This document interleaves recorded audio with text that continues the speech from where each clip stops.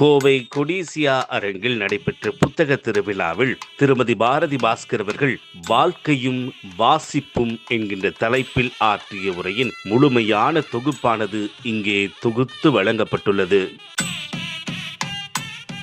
பெருமக்களே, வாழ்க்கையும் வாசிப்பும்ன்ற ரொம்ப எளிமையான தலைப்பு தான் எனக்கு கொடுக்கப்பட்டிருக்கிற தலைப்பு, அல்லது நான் தேர்ந்தெடுத்திருக்கிற தலைப்பு. இது புத்தக கண்காட்சி என்பதனாலே இங்கே இதை பேசுவது தான் பொருத்தமாக இருக்கும் என்றும் நான் நினைத்தேன். இப்போ என்னிடம் நீண்ட பட்டியல்லாம் எதுவுமே கிடையாது. நான் உங்களிடம் சொல்ல போவது வாசிப்பு வாழ்க்கையை என்ன செய்யும், அதுதான் நான் சொல்ல போகிறேன். எனக்கு என்ன செய்தது என்கின்ற சில பர்சனல் எக்ஸ்பீரியன்ஸ் ஷேரிங்கும் இங்கே இருக்கும். முதல் விஷயம் என்ன நம்ம தெரிஞ்சுக்கணும்னா, கடவுள் சில பேரை இந்த உலகத்தில் படைத்து அனுப்பி இருக்கிறார். வாசிப்பதற்காகவும் எழுதுவதற்காகவும் மாத்திரமே அவர்கள் இந்த உலகத்திலே இருக்கிறார்கள். அதுதான் அவர்களுடைய ஆன்மாவினுடைய ராகம். ஆனால் எல்லாருமே அப்படி இல்லை. எல்லாருமே அப்படி இருந்தா உலகம் நடக்கவே நடக்காது. அப்புறம் கொடிசியாவை யார் நடத்துறது, சேரை யார் போடுறது, வந்தவங்களுக்கு சாப்பாடு யார் ஒவ்வொருத்தருக்கும் ஒரு வேலை இருக்கு. சில பேருக்கான வேலையே படிப்பதும் எழுதுவதும் எழுத்துலகத்தினுடைய செயல்பாடுகளுக்குள் இருப்பது. இவங்க ரொம்ப ரொம்ப ரொம்ப டைனி பாப்புலேஷன். அவங்க மொத்த மக்கள் தொகையில் 1 விழுக்காடு கூட அவங்க இருக்க மாட்டாங்க. நாம் அவர்கள் இல்லை. முதல்ல அதை நாம் ஒத்துக்கொள்ள வேண்டும். நாம் இதற்கு அடுத்த அடுத்த அடுத்த அடுத்த படிநிலைகளில் இருப்பவர்கள். சில பேர் ஏதோ ஓரளவு படிக்கிறாங்க. நம்ம ஓப்பனாக பேசலாம், நமக்குள்ள என்ன. சில பேர் என்கிட்ட கேட்குறாங்க, எல்லா புத்தக கண்காட்சிக்கும் போகிறீங்க நீங்கள், உங்ககிட்ட ஒரு கேள்வினர். நான் கூட இவர் ஜெயகாந்தனிலிருந்து கேட்க போகிறாரா, ஜெயமோகனை பற்றிய விசாரணையா அப்படின்னு அவர்கிட்ட கேட்டார். புத்தகத்தை எடுத்த உடனே தூக்க வருதே, நான் என்ன செய்யறதுன்னு கேட்டேன். இது ஒரு ஆழமான பிரச்சனை தான். நான் சொன்னேன், சார் எனக்கு பல சமயம் தூக்கம் வரல. தூக்கம் வராமல் கஷ்டப்படுறதை விட புத்தகத்தை எடுத்து தூங்குற நீங்க எவ்வளவு பெரிய அதிர்ஷ்டசாலின்னு யோசிச்சு பாருங்க. இப்போ நீங்களாம் புத்தக கண்காட்சிக்கு வந்திருக்கீங்க, ஆண்கள் பெண் நிறைய பெண்கள் இருக்கீங்க. முதல்ல எனக்கு ரொம்ப மகிழ்ச்சி. அதுக்கு இளைஞர்களும் இருக்கீங்க. இந்த அளவு கூட எல்லா இடத்து சில பேர் பிள்ளைகளை வேற கூட்டிகிட்டு வந்திருக்கீங்க. எவ்வளவு துணிச்சலாக பிள்ளைகளை கூட்டிகிட்டு வரீங்க. அவங்களுக்காக ஒரு தடவை கை தட்டுங்க எல்லாரும். ஏன்னா உட்கார்ந்த உடனே அவன் கேட்பான், இந்த ஆண்டி எப்போ பேசி முடிப்பாங்க. உடனே 10 நிமிஷத்தில் முடிச்சிடுவாங்க. போய் சொல்லி கூட்டிகிட்டு வந்திருக்காங்க. பிள்ளைகளை அழைத்து தூங்குற பிள்ளை வேறு அந்த மாதிரி தூக்கிட்டு வராங்க பாவம். பிள்ளைகளையும் அழைத்து புத்தக கண்காட்சிக்கு குடும்பத்தோடு வருகிற உங்களுக்கு வாழ்த்துக்கள். என்னென்னா, இங்கே புத்தகங்களை கணவர் வாங்குறாருன்னா எல்லா மனைவிகளும் ஒத்துக்க மாட்டாங்க. போன வருஷம் வாங்கின புக்கெல்லாம் படித்தாச்சான்னு அந்த அம்மா கேட்கும். ஏன்னா அந்த அம்மாவுக்கு எப்போவுமே நினைவாற்றல் அதிகம். அதுக்கு நல்லா தெரியும், அந்த அந்த கவரையே இன்னும் பிரிக்கலைன்னு அந்த அம்மாவுக்கு தெரியும். அதெல்லாம் படிச்சுட்டு அப்புறம் இந்த வருஷம் வாங்கலான்னு அந்த அம்மா சொல்லும். ஆனால் இவர் அதையும் சேர்த்து படிக்கிறேன், அடுத்த வருஷம் கோயம்புத்தூர் புக் ஃபேருக்குள்ளே எல்லா புக்கையும் படிச்சிடுறேன்னு எல்லாத்தையுமே சத்தியம் பண்ணி வந்தவங்க இருக்காங்க.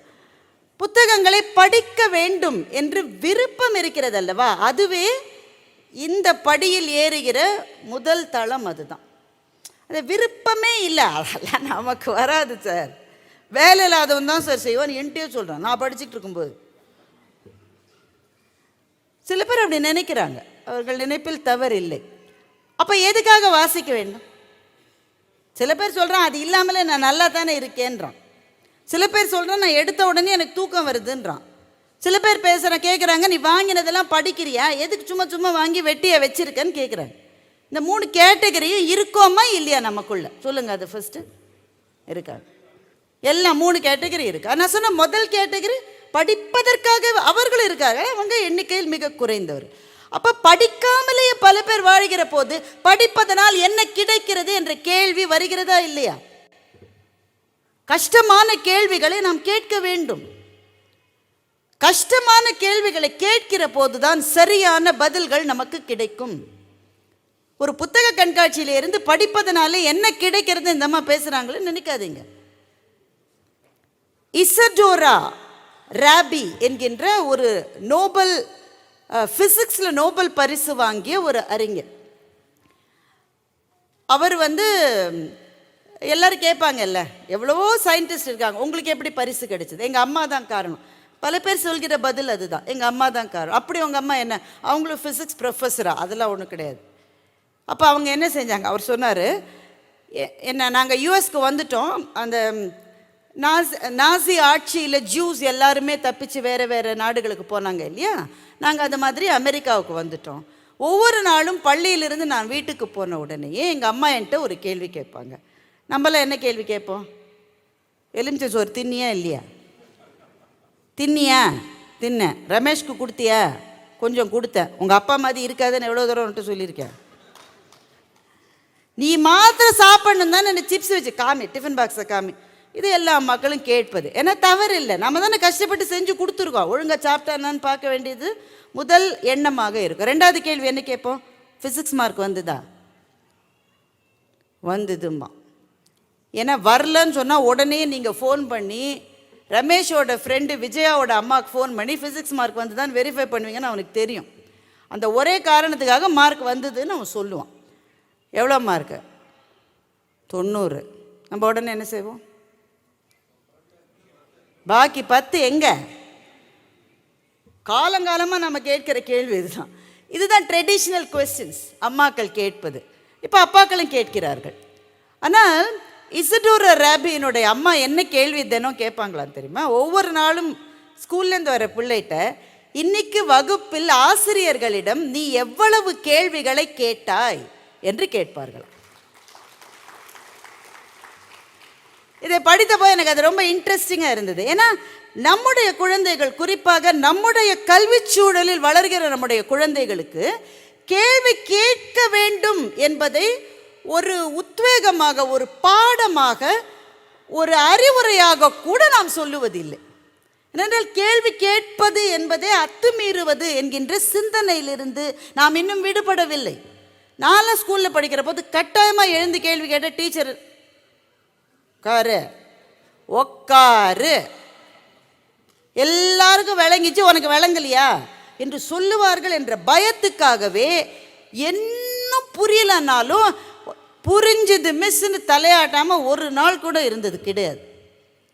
ஆனால் புரியல, இது சரியா இல்லையே, இது புரியலையேன்னு நம்ம எந்திரிச்சு கேள்வி கேட்கிற அந்த ஒரு கலாச்சாரமே நம்மள்கிட்ட இருந்தது இல்லை. ஒரு சீன பழமொழி சொல்லுகிறது, ஒரு வகுப்பில் எழுந்து கேள்வி கேட்கிறவன் அந்த நேரத்தில் முட்டாள், கேள்வி கேட்காதவன் வாழ்நாள் எல்லாம் முட்டாள் என்று ஒரு சீன பழமொழி சொல்லுகிறார். இதையும் தாண்டி கேள்வி கேட்டவங்க நிஜமாவே ஜீனியஸாக இருந்தால் தான் கேள்வி கேட்குறாங்க. ராமானுஜன் கேள்வி கேட்டு இருக்கிறார். 3ஆம் வகுப்பில் டிவிஷன் சொல்லி கொடுத்த போது ஆசிரியர் சொன்னார், 10 பேர் இருக்கீங்க, 10 மாம்பழம் இருக்குன்னா ஆளுக்கு எவ்வளோ கிடைக்கும்?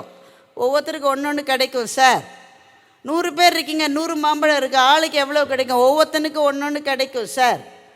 அப்போ அவர் சொன்னார், எந்த நம்பரையும் அதே நம்பரால் டிவைட் பண்ணால் எப்போவுமே 1 தான் பதிலாக வரும். If you divide any number by the same number you always get 1. இதை தான் அவர் சொல்லியிருக்கார். ராமானுஜன் எழுந்து கேள்வி கேட்டிருக்கிறார், யாருமே இல்லை, ஒரு மாம்பழமும் இல்லை, அப்பவும் எல்லாருக்கும் 1 கிடைக்குமா என்று கேட்டிருக்கிறார். Isn't it a philosophical question? Because 0 divided by 0 is not 1. இந்த கேள்வியை 3ஆம் வகுப்பில் படிக்கிற போது ராமானுஜன் கேட்டார். அது கூட அது ஆச்சரியம் இல்லை. அந்த ஆசிரியர் அந்த கேள்வியை புரிந்து கொண்டு, நீ உட்காரடா, தேவையில்லாமல் கேள்வி கேட்காதன்னு சொல்லாமல், இந்த பையன் வித்தியாசமாக யோசிக்கிற பையனாக இருக்கான், நீ கணக்கில் பெரிய ஆளாக வருவ என்று சொல்லுகிற அளவு அந்த ஆசிரியர் இருந்திருக்கின்றார். கேள்வி கேட்பது ரொம்ப முக்கியம். எனவே இந்த மன்றத்தில் நான் கேட்கிறேன், வாசிப்பு என்கின்ற பழக்கமே இல்லாதவர்கள் பல பேர் கம்ஃபர்டபுளாக இருக்கிற போது வாசிப்பு நமக்கு என்ன தந்துவிடும்? இந்த கேள்விக்கு பதில் கிடைத்தால்தான் நான் முதல் படி, 2வது படி மேலே மேலே ஏறி. வாசிப்பு எதை தரும்? வாசிப்பு என்பது ஒரு புகைவண்டி செல்லுகிற போது இருக்கிற 2 தண்டவாளங்களில் ஒன்று வாழ்க்கை என்றால் இன்னொன்று வாசிப்பு என்று நான் புரிந்து கொள்வேன். ஒன்றின் துணையோடு ஒன்று இருக்கிற போது பயணம் ரொம்ப சுலபமாகவும் வேகமாகவும் சௌகரியமாகவும் நடப்பதற்கு வாய்ப்புகள் இருக்குது. அதுலேயே டீரெயில் ஆகிறது, கவுந்து விழுறது, எரிஞ்சு போகிறது, அதெல்லாம் இருக்குது. ஆனால் ஒரு வாய்ப்பு இருக்கிறது. அப்படி எந்த விதத்தில் வாசிப்பு நம்முடைய வாழ்க்கையை வளப்படுத்த முடியும்? இது எப்படி 2 தண்டவாளத்தில் ஒரு தண்டவாளம் வாழ்க்கையும் இன்னொரு தண்டவாளம் வாசிப்பும் என்றால் ஒன்றுக்கு ஒன்று உதவி பண்ணணும்ல. எந்த விதத்திலே வாசிப்பு உதவி இருக்கிறது? நிறைய சமயங்களில் வாழ்க்கை நம்ம ஏதோ ஒரு இக்கட்டான நிலையில் கொண்டு நிறுத்துகிற போது இங்கே இருக்கிற அத்தனை பேரையும் நான் கேட்குறேன், அடல்ட்ஸ், சின்ன பிள்ளைங்களா விட்டுருங்க, அவங்க சந்தோஷமாக இருக்கிறதுக்குன்னு கடவுள் அவர்களை படைத்திருக்கிறார். அவர்களை என்றைக்கும் அப்படியே இருக்கணும்னு நாம் மனசார அவர்களை இன்றைக்கு வாழ்த்துகிறேன். ஆனால் அது முடியுமான்னு தெரியல. ஒரு வயதுக்கு பிறகு இங்கே இருக்கிற ஒவ்வொரு மனதிலும் ஏதோ ஒரு வலி இருக்கிறது, ஏதோ ஒரு வேதனை இருக்கிறது, எங்கேயோ ஒரு அவமானம் தொக்கி நிற்கிறது. துடைக்கப்பட வேண்டிய கண்ணீர் துளிகள் ஒவ்வொரு கண்ணிலும் வெளியே தெரியாமல் உறைந்திருக்கின்றன. ஒவ்வொரு நெஞ்சத்திலும் ஒரு காயம் இருக்கிறது. யாராவது கையை பிடிச்சு என்னம்மா என்று சொன்ன உடனேயே அழுது விடக்கூடியவர்கள் இங்கே இருப்பவர்களில் ஒரு 10% நிச்சயமா இருப்பாங்க. என்னன்னே தெரியாது, என்னடா கண்ணு என்னம்மா, நான் உடனே அழற அளவு இது மட்டும் ஏதோ ஒரு வேதனையோ ஒரு தோல்வியோ ஒரு அவமானமோ அழுத்தி கொண்டிருக்கிறவர்கள் நிறைய பேர் இருக்காங்க சார், நிறைய இருக்காங்க. வாசிப்பு என்ன தருகிறது என்றால், யார்கிட்டையுமே சொல்ல முடியாத சில விஷயங்களை பேசுவதற்கான ஒரு ஆளை நமக்கு அது தேடி பிடிச்சிக்கிட்டு வருது. ஒரு புத்தகத்தை நான் படிக்கிறேன்னு வைங்களேன், அந்த எழுத்தாளர் யாருன்னு எனக்கு தெரியாது, அவர் பேர் தெரியும் போட்டிருக்காதுல்ல, அவர் கருப்பா சிவப்பா, அவர் இதுவா அதுவா. இப்போ தமிழ்நாட்டில் முக்கியமான கேள்வி அது தானே, யார் எதை சொன்னாலும் ஓ நீ அதுவா, ஓ நீ இதுவா. இப்போ ஒரு விவாத மேடை தொலைக்காட்சியில் நடக்கிறதுனா, ஒருத்தர் வந்து பேசுகிறாருன்னா அவர் யாருன்னு நமக்கு தெரியலன்னா கவலைப்படாதீங்க, அவரை யார் எதிர்க்கிறார் என்பதை வைத்தே இவர் யார் என்பதை நீங்கள் கண்டுபிடித்து விடலாம். இதுவா அதுவா, இந்த ஒரு கேள்வியில் தானே நம்ம நின்றுட்டு இருக்கோம் இன்னைக்கு. எனக்கு அது தெரிய வேணாம், இந்த எழுத்தாளன் இதுவா அதுவான்னு எனக்கு தெரிய வேண்டாம்.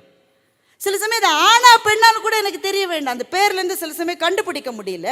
ஆனா பெண்ணான்னு எனக்கு தெரிய வேண்டாம். அவர் என்ன என்ஜினியரா, அவர் டாக்டர், அவர் எதுவுமே படிக்கலையா, அவர் விவசாயியா, அவர் சிறு தொழில் செய்கிறவரா, அவர் கோயம்புத்தூர்காரரா, அட இவர் நாகர்கோவில்காரர், இவர் அந்த டைலக்ட்லேருந்து சில சமயம் கண்டுபிடிக்க முடியும். இப்போ பாரதி திருநெல்வேலிக்காரன், மகாகவி பாரதி, நானுமே திருநெல்வேலிக்காரி தான், மகாகவி பாரதி திருநெல்வேலிக்காரன் என்பதை அவன் எந்த இடத்துலையும் சொல்லாமலே நம்ம கண்டுபிடிக்க முடியும். எப்படி அவன் எழுதுறான், புல்லாங்குழல் கொண்டு வருவான் அமுது பொங்கி ததும்பும் நற்கீதம் படிப்பான்னு போட்டுட்டு. கீதம்னா பாட்டு எல்லாரும் என்ன செய்வாங்க, பாடுவாங்க. யார் ஒருத்தர் பாட்டை படிக்கிறதுன்னு சொன்னானோ கட்டாய திருநெல்வேலிக்காரனாக தான் இருக்க முடியும். பாட்டை படிக்கிறவன் எப்பவுமே திருநெல்வேலிக்காரன் தான். அப்போ பாரதி கோவில்பட்டிக்காரன் தானே. புல்லாங்குழல் கொண்டு வருவான் அமுது பொங்கி ததும்பும் நற்கீதம் படிப்பான், நம்பாளே கோவில்பட்டிக்காரன். அப்போ அவரை அறியாமலேயே அவர்கள் வெளிப்படுத்துகிற அந்த சில அடையாளங்களை தவிர ஒரு எழுத்தாளன் யார் என்று எனக்கு தெரிந்திருக்க தேவையில்லை. அவன் யாருன்னு தெரியாமலேயே என் மனதில் இருப்பதை எனக்கு முன்னே அவன் பேசுகின்றான். அந்த இடத்தில் அந்த எழுத்தாளனும் நானும் மாத்திரமே இந்த உலகத்தின் நித்திய சத்தியங்களாக அந்த நேரத்திலே இருக்கின்றோம். எங்களை சுற்றி இருக்கிற யாருமே இல்லாவிட்டாலும் நான் அந்த எழுத்தாளனோடு இருக்கிற நேரத்தில் என்னுடைய காயங்களுக்கு மருந்து கிடைக்கிறது, என்னுடைய கேள்விக்கு ஒரு பதில் கிடைக்கிறது. நான் இனிமேல் என்ன செய்ய வேண்டும் என்ற பாதையினுடைய கீற்று வெளிச்சம் எனக்கு தெரிகிறது என்றால் அதுதான் வாசிப்பு என்னுடைய வாழ்க்கைக்கு கொடுப்பது. கொஞ்சம் கஷ்டமான விஷயத்துலேருந்து ஆரம்பிக்கிறேன். ஏன்னா எப்பவுமே கஷ்டமானதை முதல்ல பண்ணிட்டோன்னா போகிறவங்க அப்பவே போயிடுவாங்க இல்லையா. சாமுவல் பெக்கெட் என்று ஒரு ஆங்கில எழுத்தாளர், ரொம்ப நேரம் இல்லாமல் சீக்கிரமாக சொல்லிட்டு போயிடுறேன், நான் அதெல்லாம் ரொம்ப டீப்பாக சொல்ல வேண்டிய மேடைகள் வேறு. வெயிட்டிங் ஃபார் கோடாட்னு சொல்லி அவர் ஒரு புத்தகம் எழுதினார், வெயிட்டிங் ஃபார் கோடாட். அது ஒரு ட்ராமாவாக வந்தது, நாடகமாக வந்தது. அவர் எழுதினது ட்ராமா ஸ்கிரிப்ட் தான். இந்த வெயிட்டிங் ஃபார் கோடாட்டில் அந்த நாடகம் உலகம் முழுக்க ஓடு ஓடு ஓடு ஓடுன்னு ஓடிச்சு. அமெரிக்காவில் ஓடுது, அவரே ஃப்ரெஞ்சுலேயும் எழுதி இங்கிலீஷில் எழுதக்கூடியவர், 2 மொழியை எழுதக்கூடிய எழுத்தாளர் அவர். பிரான்ஸில் ஓடுது, ஐரோப்பா முழுக்க ஓடுது, எல்லா ஊர்லேயும் அந்த ட்ராமா ஓடுது. அந்த நாடகம் என்னன்னா 3 பேர், உடல் பேரலைஸ் ஆனவர், அதான் நகர முடியாத ஒருத்தர், பார்வை இல்லாத ஒருத்தர், இவங்க 2 பேருக்கும் பணியாளராக இருக்கிற ஒருத்தர், 3 பேரும் எதற்காகவும் காத்திருக்கிறார்கள். இந்த நாடகத்தினுடைய சுவாரஸ்யம் என்னென்னா, எதுக்காக காத்திருக்காங்கன்னு கடைசி மட்டும் தெரியாமலேயே நாடகம் முடிஞ்சிடும். நாம் இருந்தால் 2 கல்லாவது எரிஞ்சிருப்போம்ல, எவ்வளோ நேரம் நான் நாடகம் பார்த்துருக்கேன். 3 பேரும் எதற்காகவோ காத்திருக்கிறார்கள். ஆனால் எதற்காக காத்திருக்கிறார்கள் என்று தெரியாமலே அந்த நாடகத்தை அந்த கிரிப்போடையும் அந்த ஸ்பீடோடையும் அவர் எழுதிட்டு போன காரணத்தினால மிக உயர்வாக பேசப்பட்டவர் சாமுவேல் பெக்கெட். ஏன் அந்த நாடகம் எல்லாருக்கும் பிடிச்சது? இந்த நாடகம் யாருக்கா பிடிக்குமா? நீங்கள் யோசிச்சு பாருங்க. நீங்கள் இப்போ இங்கே போடுறாங்க இந்த நாடகத்தை, நம்ம இருப்போம். நானே முடியாமல் கிடக்கிற இவ வேற சோதிக்கிறான். வடிவேல் சொல்லுவார்ல, சோதிக்காதீங்கடா சோதிக்காதீங்க. ஏன் இந்த நாடகம் பிடிச்சதுன்னா, உண்மையில் அது நம்ம வாழ்க்கை. நம்ம எல்லாரும் எதுக்காகவும் காத்துக்கிட்டே இருக்கோம். ஒன்று நடந்துரும் சார், வந்துடும் சார், கட்டச்சிரும் சார்.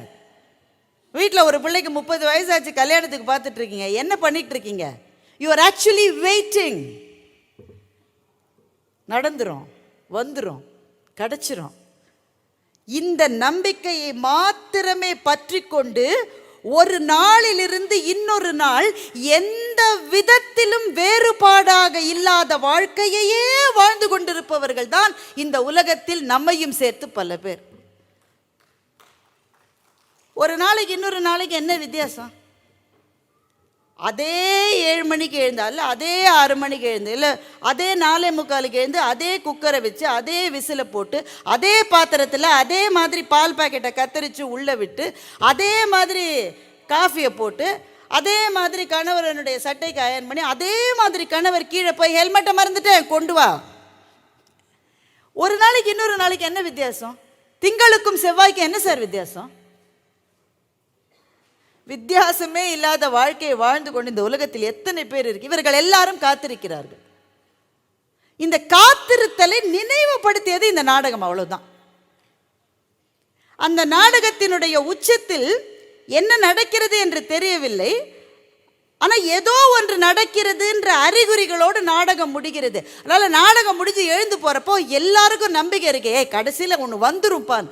அதுதான் அந்த நாடகத்தினுடைய வெற்றிக்கு காரணம் என்று அந்த நாடகம் உலகம் முழுவதும் கொண்டாடப்பட்டது. எனக்கு இது ரொம்ப பிடிச்சமான ஒரு கான்செப்ட். ஏன்னா எல்லாரும் காத்துட்ருக்கோம், ஏதோ ஒரு உயர்வு, ஏதோ ஒரு மாற்றம். ஒரு நாளாவது கணவர் நல்லா இருக்கு சாப்பாட்டுன்னு சொல்லிடுவார்னு எத்தனை மனைவிகள் காத்திருக்கிறார்கள் ஆண்டு கணக்காக. என்னைக்காவது ஒரு நாள் என்னோட மனைவி என்னை புரிஞ்சுப்பான்ற ஒரே நம்பிக்கையில் எத்தனை ஆண்கள் காத்திருக்கிறார்கள். காத்திருக்கீங்களா இல்லையா? அதுக்கும் கை தட்டலைன்னா அப்புறம் நான் என்ன செய்யறது உங்களுக்கு?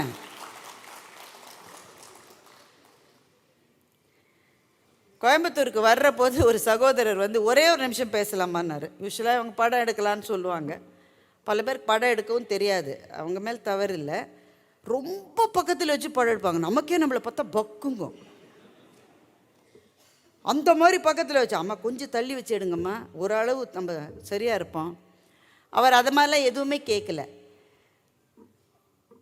ஒய்ஃபுக்கும் அம்மாவுக்கும் சுத்தமாக ஒத்து போகல மேடம். அந்த வேதனையை யார்கிட்டையுமே சொல்ல முடியல. எங்கள் அக்கா தங்கிட்டலாம் சொன்னாக்கா என்ன தான் திட்டுறாங்க. ஒய்ஃப் வீட்டுக்காரங்கள்ட்ட போய் சொன்னால் அவங்களும் என்ன தான் திட்டுறாங்க. ஒய்ஃபை ஏற்கனவே திட்டிட்டு தான் இருக்காங்க. அம்மா கரிச்சு கொட்டுது தினம். கல்யாணம் ஆனதுலேருந்து மாறிட்டேங்குது. எல்லாரும் என்னை ப்ளேம் பண்ணுறாங்க. ஆனால் நான் எப்படி இருக்கேன்னா, இது என்னைக்கா ஒரு நாள் மாறிடுன்ற ஒரே ஒரு நம்பிக்கையோடு நான் இருக்கேன்னு அந்த சகோதரர் சொன்ன. சத்தியமாக இது நடந்தது. அவர் சொன்ன போது தான் எனக்கு சாமுவேல் பெக்கெட்டினுடைய ஞாபகம் வந்தது. எல்லாரும் எதுக்காக காத்துட்ருக்கோம், அது நடக்குமா நடக்காதான் நமக்கு தெரியாது. காத்திருத்தலினுடைய கடைசி அக்னி திராவக சொட்டு மேலே சொட்டி இறந்து போன பிறகும் கூட அந்த நம்பிக்கையினுடைய வேர்கள் உடனடியாக பட்டு போவதில்லை. அப்போவும் அது இருக்கு. அவ்வளவு நீண்ட காத்திருத்தல்கள் எல்லாம் இந்த உலகத்தில் இருந்து கொண்டே இருக்கிறது. அதை ஒரு எழுத்தாளன் சொல்லுகிற போது அந்த எழுத்தாளன் கடைசியில் ஏதோ ஒன்று நடந்துருச்சுன்னு தான் சொல்கிறான். என்ன நடந்ததுன்னு கூட தெரியல, ஆனால் ஏதோ நடந்துருச்சுன்னு சொன்ன ஒரே காரணத்துக்காகவே அந்த நாடகம், அந்த ஸ்கிரிப்ட் வெற்றி பெற்றது. அவருக்கு நோபல் பரிசு கூட கிடச்சிது. ஒரு உபரி தகவல், இதெல்லாம் கொஞ்சம் நேரம் வேஸ்ட் பண்ணுறேன்னா, பட் ஒரு உபரி தகவல் சுவாரஸ்யமான. அவருக்கு நோபல் பரிசு, அவரும் அவர் வீட்டு அம்மாவும் வெக்கேஷனுக்கு போயிருந்தாங்களா, 2 பேரும் சாப்பிட்டுட்டு இருந்தாங்களாம். அங்கே ஒருத்தன் பதறி அடித்து கட்டிக்கிட்டு ஓடி வந்து தகவலை சொல்கிறான். என்னன்னா, இவருக்கு நோபல் பரிசு கிடைச்சிருக்கு இந்த புத்தகத்துக்காக. அவன் வீட்டுக்கார அம்மா சொல்லிச்சான், டிசாஸ்ட்ரஸ்ன்னுச்சான். அதாவது நாசமாக போச்சுன்னு நம்ம சொல்கிறத கொஞ்சம் நாகரிகமாக ஆங்கிலத்தில் சொன்ன டிசாஸ்ட்ரஸ். ஹெமிங்வேவும் அப்படிதான், அவருக்கு நோபல் பரிசு கிடைச்சிருச்சு. நோபல் பரிசு கிடைச்ச பிறகு அவருக்கு எழுதுறதுல தயக்கம் வந்துருச்சு. ரைட்டர்ஸ் பிளாக் என்று அதை சொல்லுவார். ஏன்னா சாதாரணமாக பேசிக்கிட்டு இருந்தால் மட்டும் நல்லா தான் இருப்போம். நம்ம திடீர்னு நடந்துகிட்டு இருப்பாங்க. சில பிள்ளைகளை நல்லா நடக்கும், ஓடு, எல்லாம் பண்ணும். 4 பேர் கவனிக்கிறான்னு ஒரு தயக்கம் வந்துடும். நோபல் பரிசு கிடைச்ச உடனே ஹெமிங்வேக்கு எழுதுவதில் கஷ்டம் வந்துருச்சு. ஏன்னா அவர் எழுதினோடனே இந்த நாய்க்கு நோபல் பரிசு கொடுத்தாங்க அப்படி யாரோ சொல்லிடுவாங்களோன்னு பயம், எழுத வரமாட்டேங்குது. அவர் என்ன வீட்டில் துப்பாக்கி வச்சுருந்தார். துப்பாக்கி எடுத்து அவரே தலைக்கு மேலே இப்படி வச்சுக்கிட்டார், லோடட் கன். அதை எடுத்து இப்படி வச்சுக்கிட்டாரா, ஏன்னா அந்த அச்சத்திலேயாவது அவருக்கு எழுத வருதான்னு சொல்லி. வீட்டுக்காரம்மா பார்த்துருச்சு, வீட்டில் வேலை செய்கிறவரும் பார்த்துட்டாங்க. எல்லோரும் கொண்டு போய் ஹாஸ்பிட்டலுக்கு கொண்டு போய் ட்ரீட்மெண்ட் எல்லாம் பண்ணி அவருக்கு வீட்டுக்கு வந்து 1 வாரம் கழித்து அதே துப்பாக்கியால் தலையில் சுட்டு செத்து போயிட்டார். The writer's block was so deep. இதை எழுதிவிட்டு முத்துலிங்கம் எழுதுகிறார், இதில் ஒரே ஒரு சுவாரஸ்யமான கேள்வி எனக்கு. இந்த துப்பாக்கியை தான் ஏற்கனவே தலையில் வச்சு சுட முயற்சி செய்தார், அதற்கு பிறகும் அந்த வீட்டுக்காரம்மா ஏன் அதை அப்படியே வைத்திருந்தது என்று முத்துலிங்கம் எழுதுகின்றார்.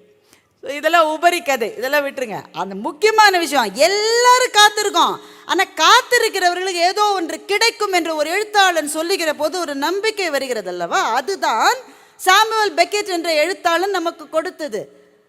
அது அந்த நம்பிக்கையை ஒரு குழுவுக்கு கொடுக்க முடியாது. மொத்தமாக உட்காந்து வச்சு எல்லாருக்கும் சேர்த்து மாஸ் ஹிப்னடைஸ் பண்ணி அதை சொல்ல முடியாது. ஒரு எழுத்தாளனுக்கும் படிக்கிறவனுக்குமான ரிலேஷன்ஷிப் பிரத்யேகமானது. இந்த எழுத்தாளரை ஏன் பிடிக்கிறது என்றால் சொல்லக்கூட தெரியாது, என்னவோ பிடிச்சிருக்கு. ஏனென்றால் அது அந்த எழுத்தாளனுக்கும் அந்த வாசகனுக்கும் மாத்திரம்தான் அது புரியும். சரி, இன்னும் கொஞ்சம் நம்ம பக்கத்தில் வர. எனக்கு அந்த மாதிரியான முதல் ஒரு பெரிய நம்பிக்கையை, ஹோப், அதை கொடுத்தது வந்து எழுத்தாளர் சுஜாதாவினுடைய ஒரு கதை தான். அந்த சுஜாதாவினுடைய கதையில் தேவகி என்று ஒரு பெண், அவர் இதை எழுதி என்ன 30 வருஷமாவது இருக்குன்னு நினைக்கிறேன். தேவகி லேடிஸ் ஹாஸ்டலில் தன்னுடைய அறையை உள்ளே கதவை தாழ்பால் போட்டுக்கொண்டு தன்னுடைய சாரி, ஏன்னா அப்போ எல்லாருமே சாரி தான் கட்டினாங்க 30 வருஷத்துக்கு முன்னாடி, தன்னுடைய சாரியை மண்ணெண்ணெயில் நனைத்து பக்கத்தில் ஒரு மேட்ச் பாக்ஸை வச்சு தற்கொலைக்கு முயற்சி செய்து கொண்டிருந்தாள். இப்படி தான் கதை ஆரம்பிக்கிறது. சுஜாதாவுடைய ஸ்பெஷாலிட்டி அதுதான். ஆரம்பிக்கிற போதே நம்மளை கன்னத்தில் அடித்து எழுந்து உட்கார வைக்கும் கதை. அப்போ ஒருத்தர் அந்த ரூம் வாசலில் நின்னார். அவரை பார்க்க கொஞ்சம் வித்தியாசமாக இருக்கார், கொஞ்சம் தாத்தா மாதிரி இருக்கார், ஆனால் பழைய கால தாத்தா மாதிரி இருக்கார். அவர் அந்த கதவை வந்து இழுத்து பார்த்தாரு, தள்ளி பார்த்தாரு, சுத்தமுத்தும் பார்த்தாரு. திடீர்னு ஒரு காரியம் செஞ்சார். அப்படியே புகை போல் ஊடுருவி ரூம்குள்ளே போயிட்டார். புகை போல் ஊடுருவி அறைக்குள்ளே போயிட்டார். இவன் தற்கொலை செஞ்சிட்ருக்கா. என்னம்மா செய்கிற, நிறுத்துமா. உடனே நான் கதவை தாப்பா போட்டு, நீங்கள் எப்படி உள்ளே வந்தீங்க, அதான் முதல் கேள்வி கேட்குறா. அதை இருக்கட்டும், நீ என்ன செஞ்சிட்ருக்க, பார்த்தா தெரியலையா, நான் சாக போகிறேன். ஏன் சாக போகிறேன், அதை விடுங்க, நீங்கள் எப்படி உள்ளே வந்தீங்க, நீங்கள் யார்? நான் சொன்னால் நீ நம்ப மாட்ட, இருந்தாலும் சொல்கிறேன். நான் ஆக்சுவலாக இந்திரலோகத்தில் இருக்கிற ஒரு தேவன். நான் எங்களுக்கெல்லாம் வருஷத்துக்கு 1 நாள் லீவு. நீங்கள் போய் பூலோகத்தில் ஏதாவது ஒரு நல்ல செயல் செஞ்சுட்டு வரலான்னு எங்களுக்கெல்லாம் லீவ் கொடுத்துருவாங்க. இன்றைக்கி எனக்கு லீவ் கொடுத்தாங்களா, நான் வந்தேன், பார்த்தா நீ இது செஞ்சுக்கிட்டு இருக்க. சார் உங்களை நம்பலாமான்னு தெரியலையே, மெட்ராஸில் சாமியார்கள் ரொம்ப ஜாஸ்தி ஆகிட்டாங்களே இப்போ அப்படின்னு அவன் சொல்கிறா. இருந்தாலும் உங்களை பார்த்தா எங்கள் தாத்தா மாதிரி இருக்குது. சரி, நீ எதுக்காக தற்கொலை செய்கிற, அது என்னை எல்லோரும் ஏமாத்துறாங்க சார். யார் ஏமாத்துறாங்க, மூர்த்தி கடங்காரன் இருக்கானே, அவன் தான் என்னை ஏமாத்தினான். இங்கே யாராவது மூர்த்தி இருந்தால் மன்னிச்சுக்கோங்க, சுஜாதா எழுதின பேர் அது. மூர்த்தி கடங்காரன் தான் என்னை ஏமாத்தினேன். என்ன பண்ண, நான் பாட்டுக்கு இருந்தேன் சார், நான் பாட்டுக்கு இருந்தேன். பஸ் ஸ்டாப்பில் இருந்து சந்தோஷமாக பட்டாம்பூச்சி மாதிரி வேலை செஞ்சுக்கிட்டு சிறுகடிச்சு பறந்துட்டு இருந்தேன். பஸ் ஸ்டாப்பில் தான் அவனை பார்த்தேன். வாட்சை கழட்டி பேக்கெட்டில் போட்டுக்கிட்டு டைம் என்னன்னு கேட்டான் சார். டைம் சொன்னேன். அதுக்கப்புறம் உன் பேர் என்னன்னா தேவகின்னு சொன்னேன். உங்கள் பேர் என்னன்னு கேட்டேன். மூர்த்தின்னா. உங்கள் பையன் நான் தூக்கிக்கிறேன்னு பையன் தூக்கிக்கிட்டு வந்தேன். அப்போ தான் சார் ஆரம்பிச்சது. எங்கே போனாலும் இருப்பான் சார், கதவை திறந்தான் இருப்பான், பாண்டி பஜாருக்கு போனால் இருப்பான், சத்தியம் தேட்டருக்கு போனால் இருப்பான், எந்த இடத்துலையும் இருந்துக்கிட்டே இருந்தான். அப்புறம் பாழா போன காதல் எல்லாம் போச்சு சார், எல்லாம் பறி கொடுத்துட்டேன். கல்யாணம் பண்ணிக்கிறேன்னு முழுமையாக ஏமாற்றிட்டேன் சார். அதுக்கப்புறம் ஹாஸ்பிட்டலுக்கு போக வேண்டிய நிலைமை வேறு வந்துருச்சு. அப்போ போய் தேடினா அவன் இருக்கிற இடத்துல இங்கே மூர்த்தின்னு யாருமே இல்லைன்றாங்க. அவன் ஒரு இடத்துல வேலை செய்கிறதா சொன்னான். அங்கே போய் கேட்டால் அப்படி ஒரு பேரில் ஒரு ஆளே இங்கே இல்லைன்றாங்க. எல்லாம் போய் சார் என்னை ஏமாற்றிட்டான். ஹாஸ்பிட்டலுக்கு போனால் 1000 ரூபாய் கேட்குறாங்க. எங்கள் அம்மா வேறு எப்படி பணம் அனுப்ப போகிறேன் தினம் லெட்ரு போடுது. இப்படி ஒரு வாழ்க்கை தேவையான்னு என்கிட்ட கடைசியாக இருந்த ரூபாயில் மண்ணெண்ணெய் வாங்கி ரூமில் சாகிறதா முடிவு பண்ணிட்டேன். அவர் சொன்னார், இதை பாருமா, இதுக்கெல்லாம் சாகாத, எனக்கு சில பவர்ஸ் இருக்குது, உனக்கு ஒரு வரம் தரேன், நீ ஏதாவது ஒரு வரம் கேளு. 300 ரூபாய் வேணும்னு கேட்காது, 1000 ரூபாய் கடன் கேட்காது, நல்ல வரமாக ஒன்று கேளு. அவள் கொஞ்ச நேரம் யோசிக்கிறா. நான் 6 மாதம் முன்னாடி இருந்த மாதிரி என்னை மாற்றிடுங்க சார், இப்படி ஒன்று நடந்ததே எனக்கு நினைவில் இருக்கக்கூடாது. அப்படி மாற்ற முடியுமா உங்களால்? நல்ல புத்திசாலி பொண்ணு நீ, கரெக்டாக கேட்டிருக்கேன். மூர்த்தியின் மனம் மாறி அவர் என்னையே காதலிக்க, இந்த மாதிரி அச்சு பிச்சு வரலாம் கேட்காம நல்ல வரம் கேட்டிருக்கேன். நடந்ததெல்லாம் மறந்துடணும்னு கேட்டுட்டல, இந்த வரம் அவனை கொடுத்துட்டேன், சந்தோஷமா இருன்னு சொல்லி அதே மாதிரி புகை போல் ஊடுருவி வெளில போயிட்டார். யார்? நம்ம தேவர். அப்புறம் 2 நாள் கழித்து பர்மிஷன் போட்டு அவர் வந்து பார்த்தேன். ஏன்னா பார்க்கணும்ல, ஒரு பிள்ளைக்கு ஒரு வரம் கொடுத்துருக்கோம். பர்மிஷன் போட்டு வந்து பார்த்தாரு. அவர் பார்க்குறாரு, தேவகி உண்மையிலே இப்போ பட்டாம்பூச்சி மாதிரி இருக்கா. அப்படியே சிறகடிச்சிட்டு, அவளுக்கு இருந்த அந்த சோர்வு அதெல்லாம் இல்லை, பழைய அந்த மாதிரி ஒர்க் பண்ணிட்டு இருந்தப்போ அது சந்தோஷமாக இவருக்கு ரொம்ப மகிழ்ச்சி. அப்பா அப்படின்றதுக்குள்ளே பக்கத்தில் அந்த கடங்காரன்,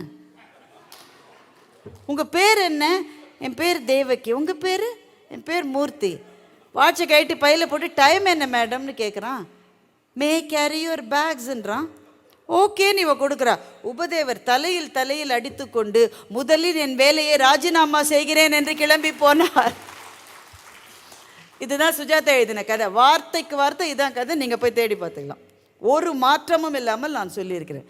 இந்த கதையை படித்த உடனே நமக்கு சிரிப்பு வரும். எப்படிலாம் யோசிக்கிறார் பாரு. இதெல்லாம் தாண்டி எனக்கு இன்னொரு விஷயம் தோணுச்சு, அது என் வாழ்க்கைக்கு ரொம்ப உதவியாக இருந்தது.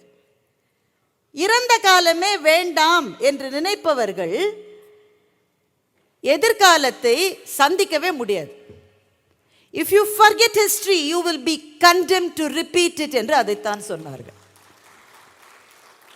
உங்களுடைய இறந்த காலத்தில் தோல்விகள் இருக்கலாம், கவலைகள் இருக்கலாம், அவமானங்கள் இருக்கலாம், எது இருந்தாலும் இல்லை சிறுமைகள் இருக்கலாம், ரொம்ப ரொம்ப வறுமையான குடும்பத்தில் ரொம்ப மோசமான ட்ரீட்மெண்ட், எது இருந்தாலும் அதை அப்படியே மறந்துட்டு எதிர்காலத்துக்கு போகணுன்னு ஒரு நாளும் நினைக்காதீங்க.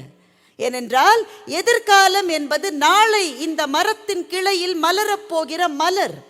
அந்த மலர் எப்படி இருக்கும் என்பதை மண்ணில் புதைந்திருக்கிற வேர் மாத்திரமே தீர்மானிக்க முடியும். அதுதான் இறந்த காலம்.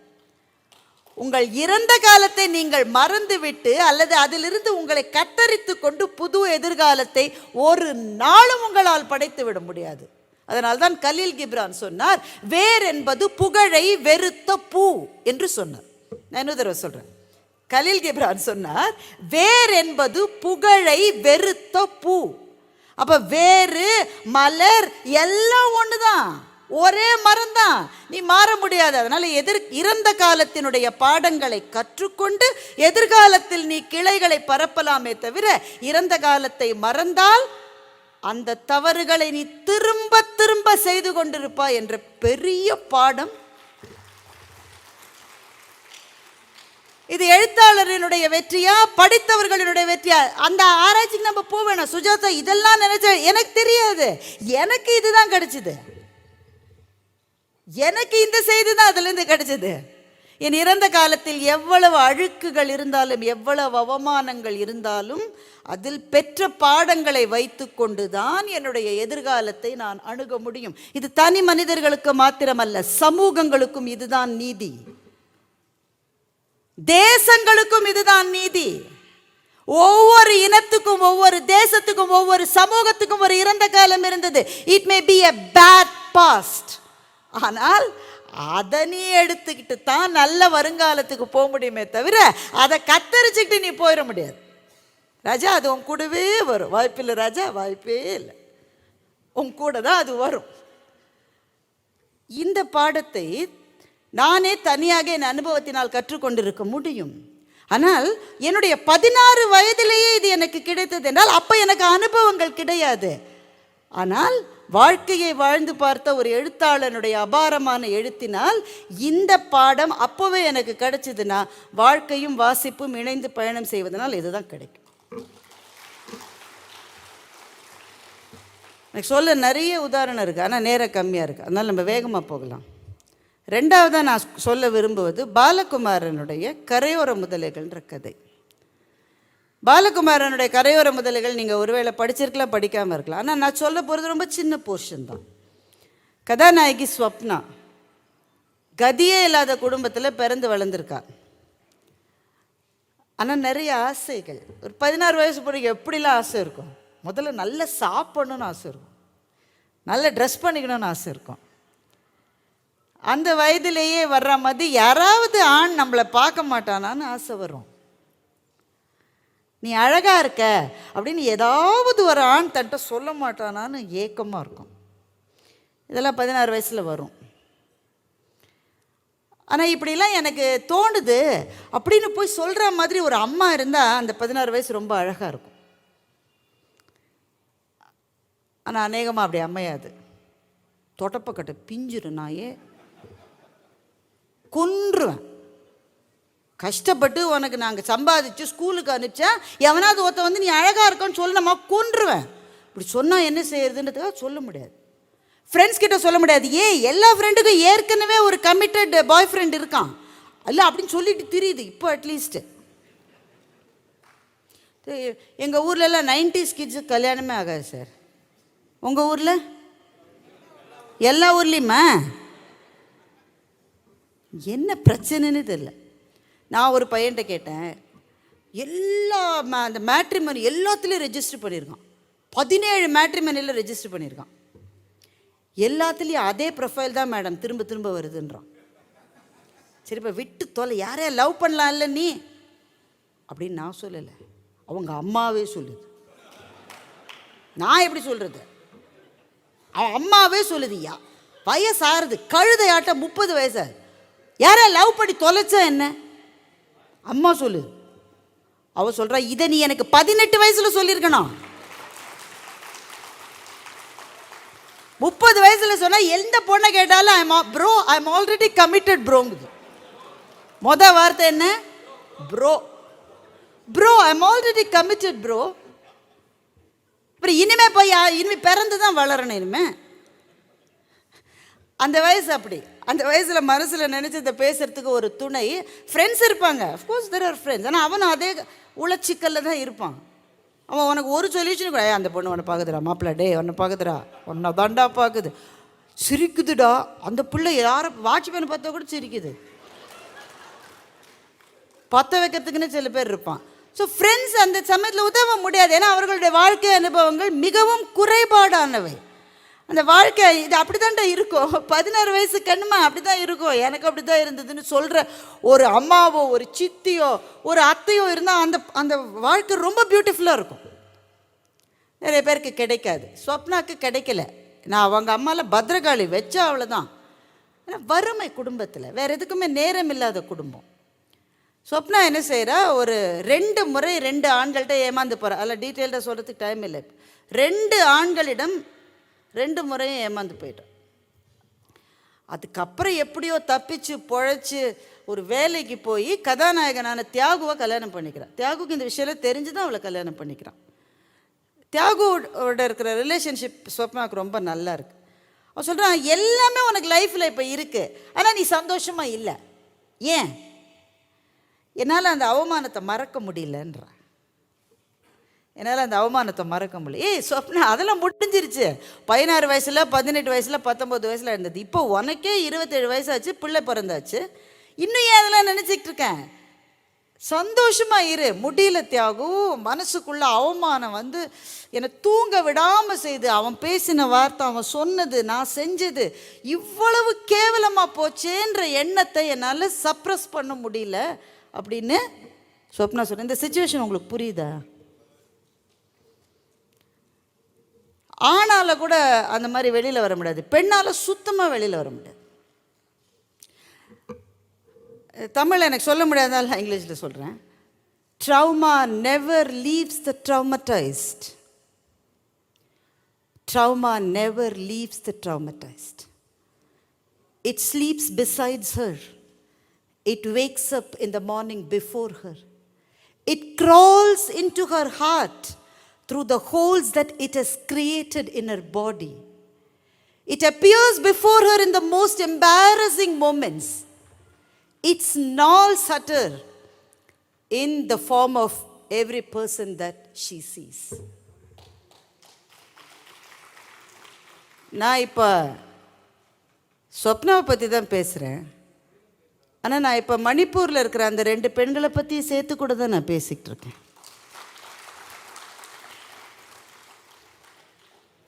சம்பவம் நடந்தாச்சு, வீடியோ வந்தாச்சு, இன்னும் நிறைய விசாரணைகள், charge sheets A1, A2, A3, A4, A100 மட்டும் போடுவாங்க. Accused 1, accused 2, accused 3. மறைவான கோர்ட் சேம்பர்ஸில் விசாரணைகள் நடக்கும். நிறைய பேர் ஸ்டேட்மெண்ட்ஸ் கொடுப்பாங்க. நிறைய ஆர்வமுள்ள பத்திரிகையாளர்கள் போய் கேள்விகள் கேட்பாங்க. But the trauma will never leave the traumatized.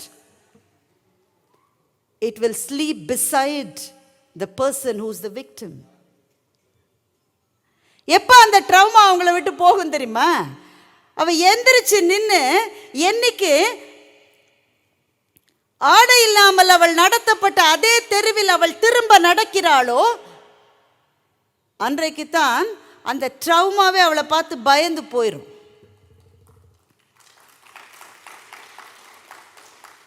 என்றைக்கு ஒரு மறைவான கோர்ட் ரூம்ல விசாரணை நடத்தின போது இதை நிகழ்த்தி காட்டிய முன்னணியில் இருந்த அந்த 4 அல்லது 5 வாலிபர்களை நேருக்கு நேர் கண் கொண்டு அவள் பார்த்து, அவர்கள் இந்த உலகத்திலேயே இல்லாதது போல நடந்து கடந்து செல்கிறாளோ, only that day her trauma will leave her. கடவுளினுடைய ஆசீர்வாதம் இருந்த அந்த பெண் தனக்கு ஒரு பேரக்குழந்தையை பெறுகிற வயது வரை வாழ்ந்தால் அந்த பேரக்குழந்தையிடம் அவள் சொல்லக்கூடும் ஒரு நாள், என்ன, உன் கண்ணு முன்னாடி எந்த பெண்ணுக்கு ஒரு அவமானம் இழைக்கப்பட்டாலும் அந்த பெண் வேறு கம்யூனிட்டியை சேர்ந்த பெண்ணாக இருந்தாலும் கூட இது செய்யக்கூடாதுன்னு சொல்லுகிற தைரியம் உனக்கு வேண்டும் என்று சொல்லி அவள் பேர குழந்தைகளை வளர்த்தால், that day her trauma will leave her. ஆனால் அது மட்டும் அந்த ட்ரௌமா அவ கூடவே தான் இருக்கும். அவளுக்கு 50 வயசானாலும் 60 வயசானாலும் 70 வயசானாலும் ஒவ்வொரு நாளும் அவள் கூடவே தான் அது இருக்கும்.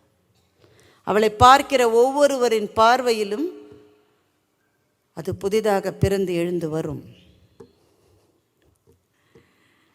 திரும்ப ஸ்வப்னாக்கு வரலாம்.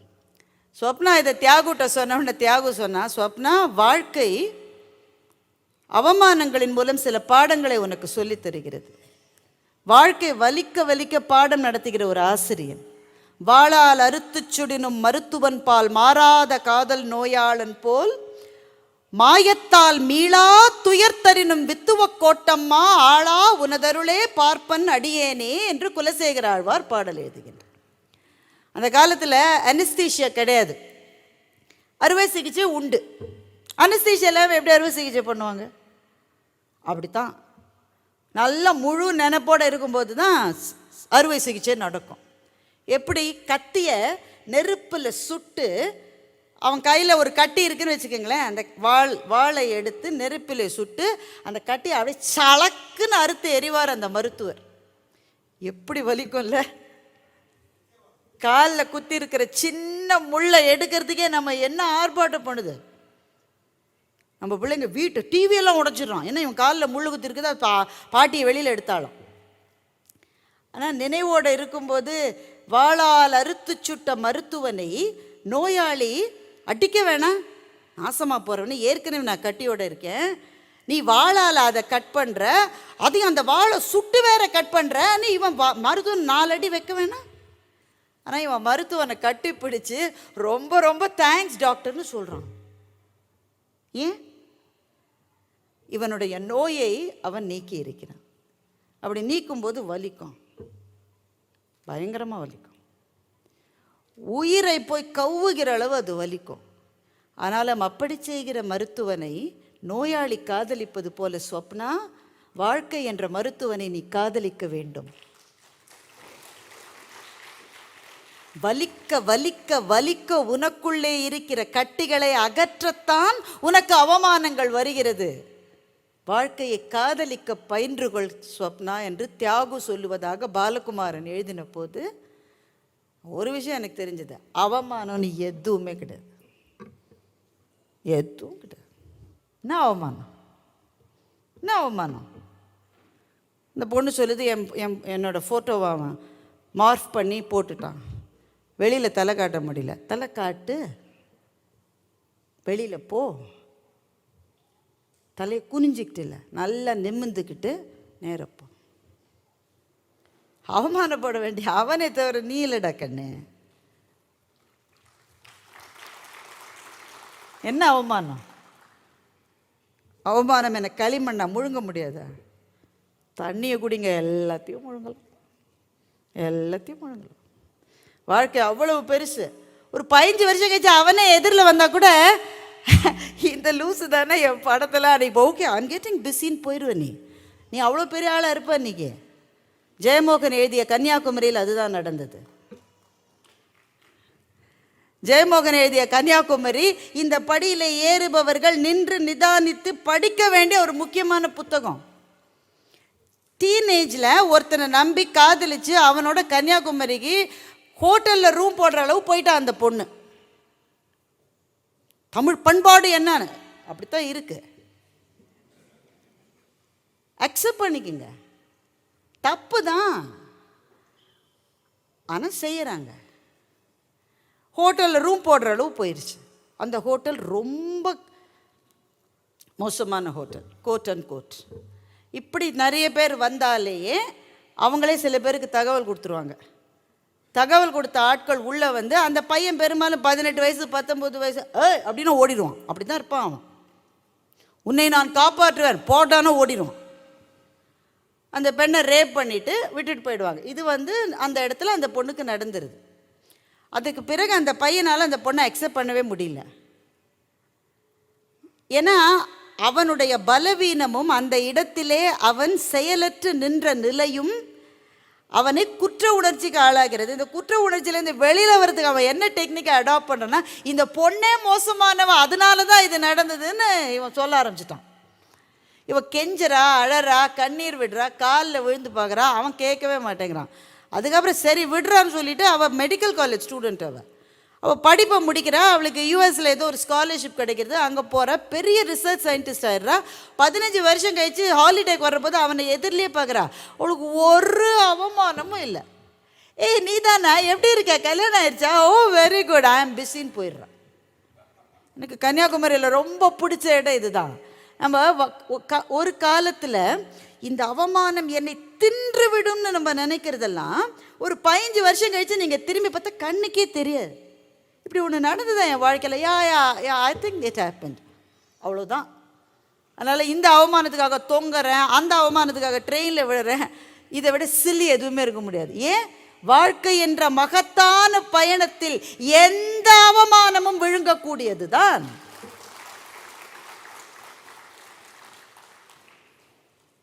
இதுதான் பாலகுமாரன்ட்டு நான் தெரிஞ்சுக்கிட்ட விஷயம். 7:31. இன்னும் எவ்வளோ நேரம் பேசலாம்? நீங்களே எவ்வளோ நேரம் இருப்பீங்க?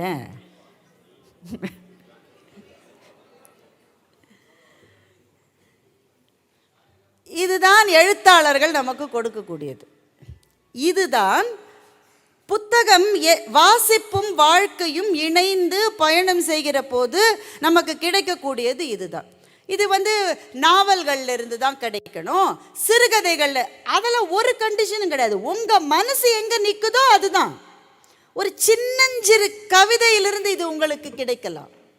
சின்னஞ்சிறு கவிதையிலிருந்து, வண்ணதாசனுடைய கவிதை என்று நினைக்கிறேன். அப்போதுதான் அந்த பூ மரத்திலிருந்து கீழே விழுந்திருந்தது.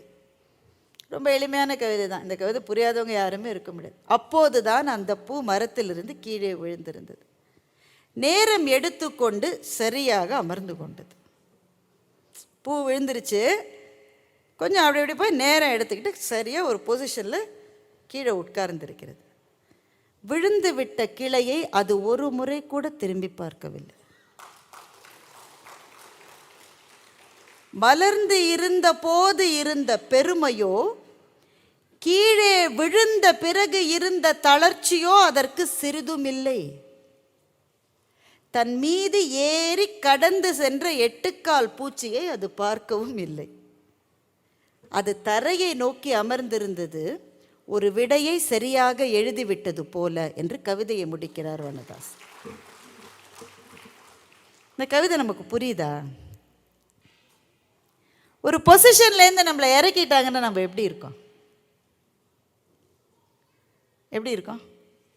வேற எந்த பொசிஷனையும் விடுங்க, பெரிய பெரிய அதிகாரம், பதவி, அமைச்சர்கள் பதவி, அதிகாரிகள் அதெல்லாம் விடுங்க. வீட்டில் சமையல் ரூம் நான் தான் அப்படின்னே ஒரு பொண்ணு நினச்சிக்கிட்டு 40 வருஷம் வாழ்ந்துட்டா. கல்யாணம் பண்ணி மருமகள் வந்த உடனே எனக்கும் அவருக்கும் பிரேக்ஃபாஸ்ட் நானே செஞ்சுக்கிறேன் அத்தை அப்படின்னு உடனே இவளுக்குள்ளே பொங்கி பொங்கி வருது. என்ன செய்ய போகிற? நான் பார்த்துக்கிறேன் அத்தை. இல்லை என்ன செய்ய போகிறேன்னு கேட்டேன். அவர் ஏதோ ஆம்லெட் கேட்டார், நான் செய்கிறேன். அவனுக்கு ஆம்லெட் எப்படி செய்யணும்னு உனக்கு தெரியுமா? ஆம்லெட் கழுதல் என்னத்தை எல்லாமே ஒரே மாதிரி செய்யணும்.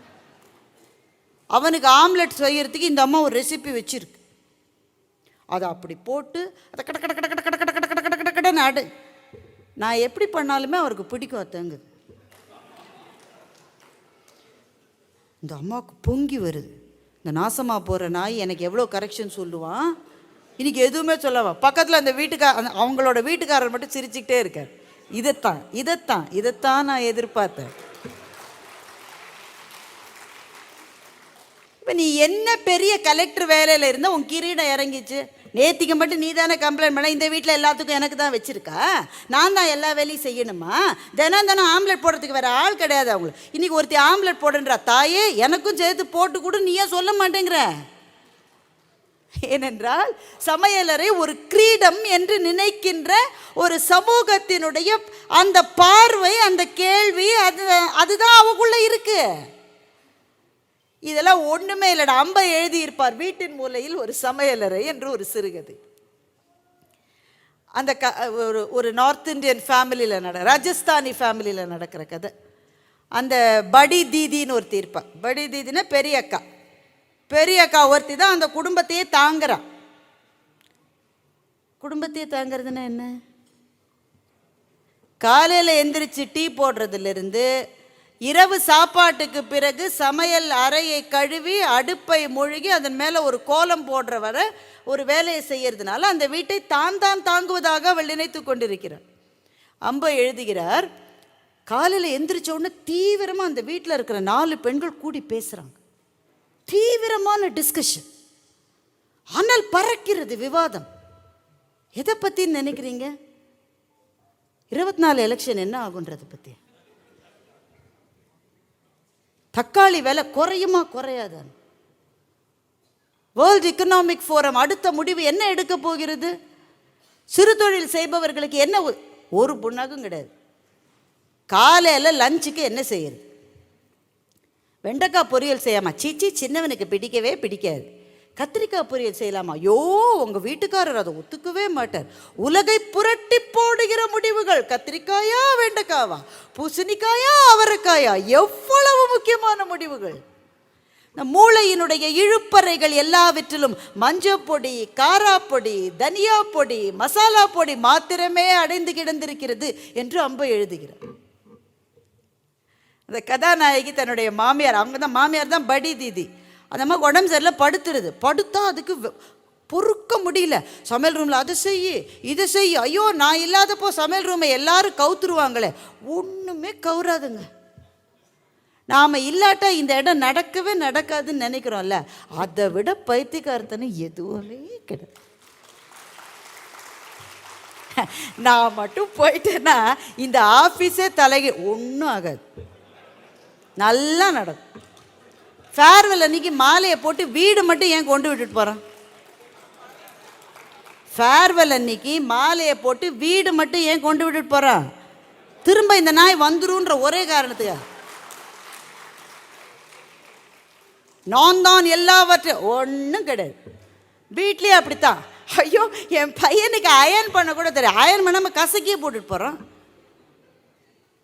Nobody is indispensable. That's it. இயற்கையினுடைய குரூரமான விதி. இயற்கையினுடைய எல்லா விதிகளுமே குரூரமானவை என்று ஜெயமோகன் எழுதுகின்றான். இயற்கையினுடைய எல்லா விதிகளுமே குரூரமானவை. நீ இல்லாட்ட ஒன்றும் நடக்காது கண்ணா, முன்னை விட நல்லா இருப்பாங்க. என்னுடைய நண்பர் ஒரு வாட்ஸ்அப் செய்தி அமைச்சிருந்தார். அது உண்மையாவான செய்தியா இல்லை கொஞ்சம் கதை கலந்துதான் தெரியல. நான் வாட்ஸ்அப் யூனிவர்சிட்டியில் நான் படிக்கிறது இல்லை பெரும்பாலும், இருந்தாலும் இது இன்ட்ரெஸ்டிங்காக அது அதனால் ஷேர் பண்ணிக்கிறேன். And he said that it's about his own classmate in the engineering college. So ஒரு வேளை உண்மையாக இருக்கலாம், அவர் என்ஜினியர் தான், அது எனக்கு தெரியும். He said that this is about my classmate who studied with me in the engineering college. இவங்க இந்த வாட்ஸ்அப் வந்த பிறகு எல்லாரும் அந்த ரீயூனியன்லாம் வச்சுக்கிறோம்ல, அந்த 96 படம் வந்தாலும் ஓயாமல் ரீயூனியன் வச்சு கொள்கிறாங்க. ஒரு படத்தில் த்ரிஷா மதி யாரும் ரீயூனியனுக்கு யாருமே வருதில்லை, சினிமாவில் தான் வராங்களே தவிர. அது மாதிரி ரீயூனியனுக்கெல்லாம் அந்த பொண்ணை கூப்பிட்ருக்காங்க. Every time she will say, ஐயோ எங்கள் மாமியாருக்கு டயபெட்டிக், நான் தான் அவங்கள சமைச்சு கொடுக்கணும். நீ 2 நாள் தங்க வேணாம்ப்பா, ஜஸ்ட் ஒரு டின்னருக்கு மாத்திரம்.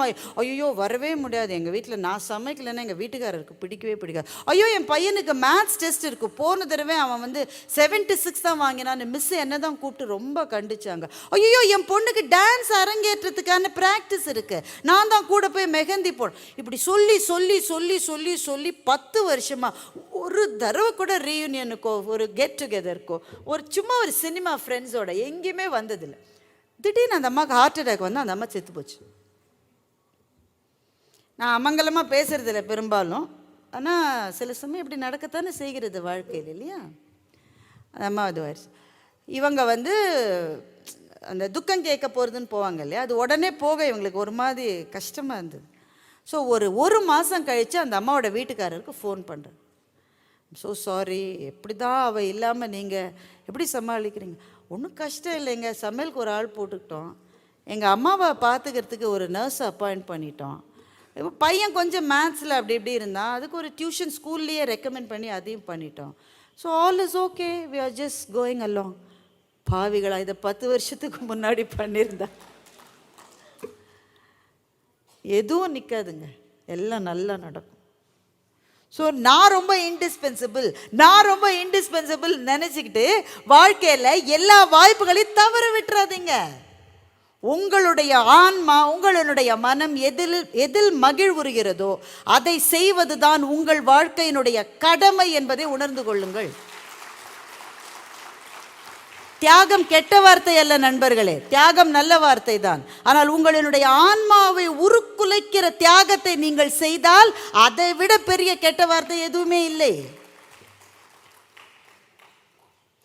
வேகமாக போயிடலாம். இது இந்த மாதிரி சீரியஸான விஷயம் மட்டும் இல்லை, ஜாலியான விஷயம் கூட எழுத்தாளர்கள் சொல்லி தருவாங்க தெரியுமா. ஜாலியான விஷயம்லாம் சொல்லி தருவாங்க. எங்கள் ஆஃபீஸில் எனக்கு ஒரு பெரிய பிரச்சனை, அடிக்கடி ஆடிட் கொல்லுவாங்க. யாரோ ஆடிட்டர்ஸ் இருக்கீங்களா? ஒருத்தர் கை தூக்கிட்டார். அதுக்குள்ளே நல்லா இருக்கேன், நல்லா இருக்கு சார், நீங்கள் வாங்க சார், ஓயாமல் வராதிங்க சார், நாங்களே கெஞ்சி பார்த்தோம்.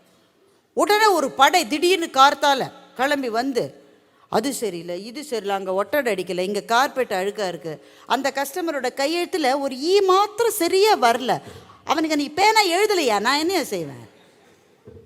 உடனே ஒரு 24 பாயிண்ட்டை எழுதி நம்மளை துவைச்சி காய போட்டு போனாதான் அவங்க சாப்பிட்ட சாப்பாடு அவங்களுக்கு செரிக்கும். இல்லை, இது என்னடா செய்யறது? ஏன்னா நமக்கு ஏகப்பட்ட பிரச்சனை இருக்குன்னு நமக்கே தெரியும். எந்த நிறுவனத்தில் இல்லைன்னு சொல்லுங்கள்? There are skeletons in every cupboard, in every office. இப்போ இந்த ஆடிட்டர் வந்து அதை கண்டுபிடிச்சிடுவாங்களோ நமக்கு பக்குங்க. இப்போ அதை சரி செய்யலாம் தானே, உனக்கு தான் தெரியுது, ஆடிட்டர் கேட்கறதுக்கு மாதிரி நீ முடியாது. ஏன்னா சரி செய்யறதுக்கு தான் நம்ம போவோம், அப்போ தான் அதை விட பெரிய பிரச்சனை வரும். நீங்கள் அந்த பிரச்சனையை சரி செய்வீங்களா, ஏற்கனவே இருக்கிறத சரி செய்வீங்களா? எப்பவுமே புது பிரச்சனையைத்தான் பார்ப்போமே தவிர ஏற்கனவே இருக்கிற பிரச்சனையை ஒரு நாளும் சரி செய்ய மாட்டோம். கடைசியில் ஆடிட் டேட்டும் வந்துடும். என்னடா செய்யறதுன்னு நான் ரொம்ப காலம் கஷ்டப்பட்டேங்க. அப்புறமா முத்துலிங்கம் வந்து எனக்கு சொல்லி கொடுத்தாரு. முத்துலிங்கம் தெரியும் தானே? கைதட்ட மாட்டேன்றீங்க. கச்சியப்பர் ஸ்ட்ராட்டஜின்னு ஒரு கதை எழுதினார். இந்த கச்சியப்பர் யாருன்னு உங்களுக்குலாம் தெரியும். ரொம்ப நேரம் சொல்ல முடியாது, டைம் இல்லை. கச்சியப்பர் ஸ்ட்ராட்டஜின்றதில் கச்சியப்பரை பற்றி தான் முதல்ல நீங்கள் தெரிஞ்சுக்கணும், அப்புறம் நம்ம வேகமாக கதைக்குள்ளே போயிடலாம். கந்தபுராணம் எழுதியவர் தான் கச்சியப்பர். 10,000 செயல்களுக்கு மேல் கொண்ட அபாரமான கந்தபுராணத்தை கச்சியப்பர் எழுதி காஞ்சிபுரத்திலே வாழ்ந்தவர். அந்த காலத்தில் புலவர்களினுடைய அவையில் அதை அரங்கேற்ற வேண்டும். அப்படி தான் அன்றைக்கி மெத்தட். அப்படி தான் அந்த அவை புலவர்கள் எல்லாம் அதை ஏற்றுக்கொள்ள வேண்டும். அதில் தப்பு ஒன்றும் இல்லைன்னு அவங்க சர்டிஃபை பண்ணால் தான் அதை இது பண்ண முடியும். இப்போ பாருங்கள், அப்படிலாம் இருந்தால் நம்ம இவ்வளோ புத்தகங்களே வர முடியாது.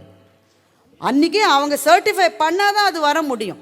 கச்சியப்பர் வந்து ஏன் எழுத ஆரம்பித்ததே வந்து முருகன் வந்து நேரடியாக சொன்னார், நீ கந்தபுராணம் பாடுன்னு முருகன் சொன்னதால் தான் கச்சியப்பர் கந்தபுராணத்தை எழுதினார். ஆனால் எழுத உட்கார்ந்த உடனே முதல் சொல் வரவே இல்லை அவருக்கு. முருகனே முதல் சொல்லை எடுத்து கொடுத்தான், திகட சக்கரம் என்கின்ற முதல் சொல்.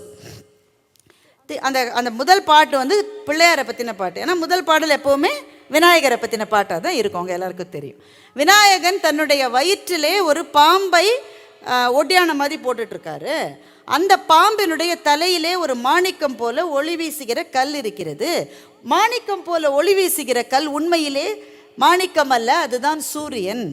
அந்த சூரியனை தன்னுடைய தேரினுடைய சக்கரமாக வைத்திருக்கிற சிவபெருமான் இருக்கிறார் அல்லவா, அந்த சிவபெருமானுக்கு 5 தலை. 5 தலைன்னா எவ்வளோ கை இருக்குங்க?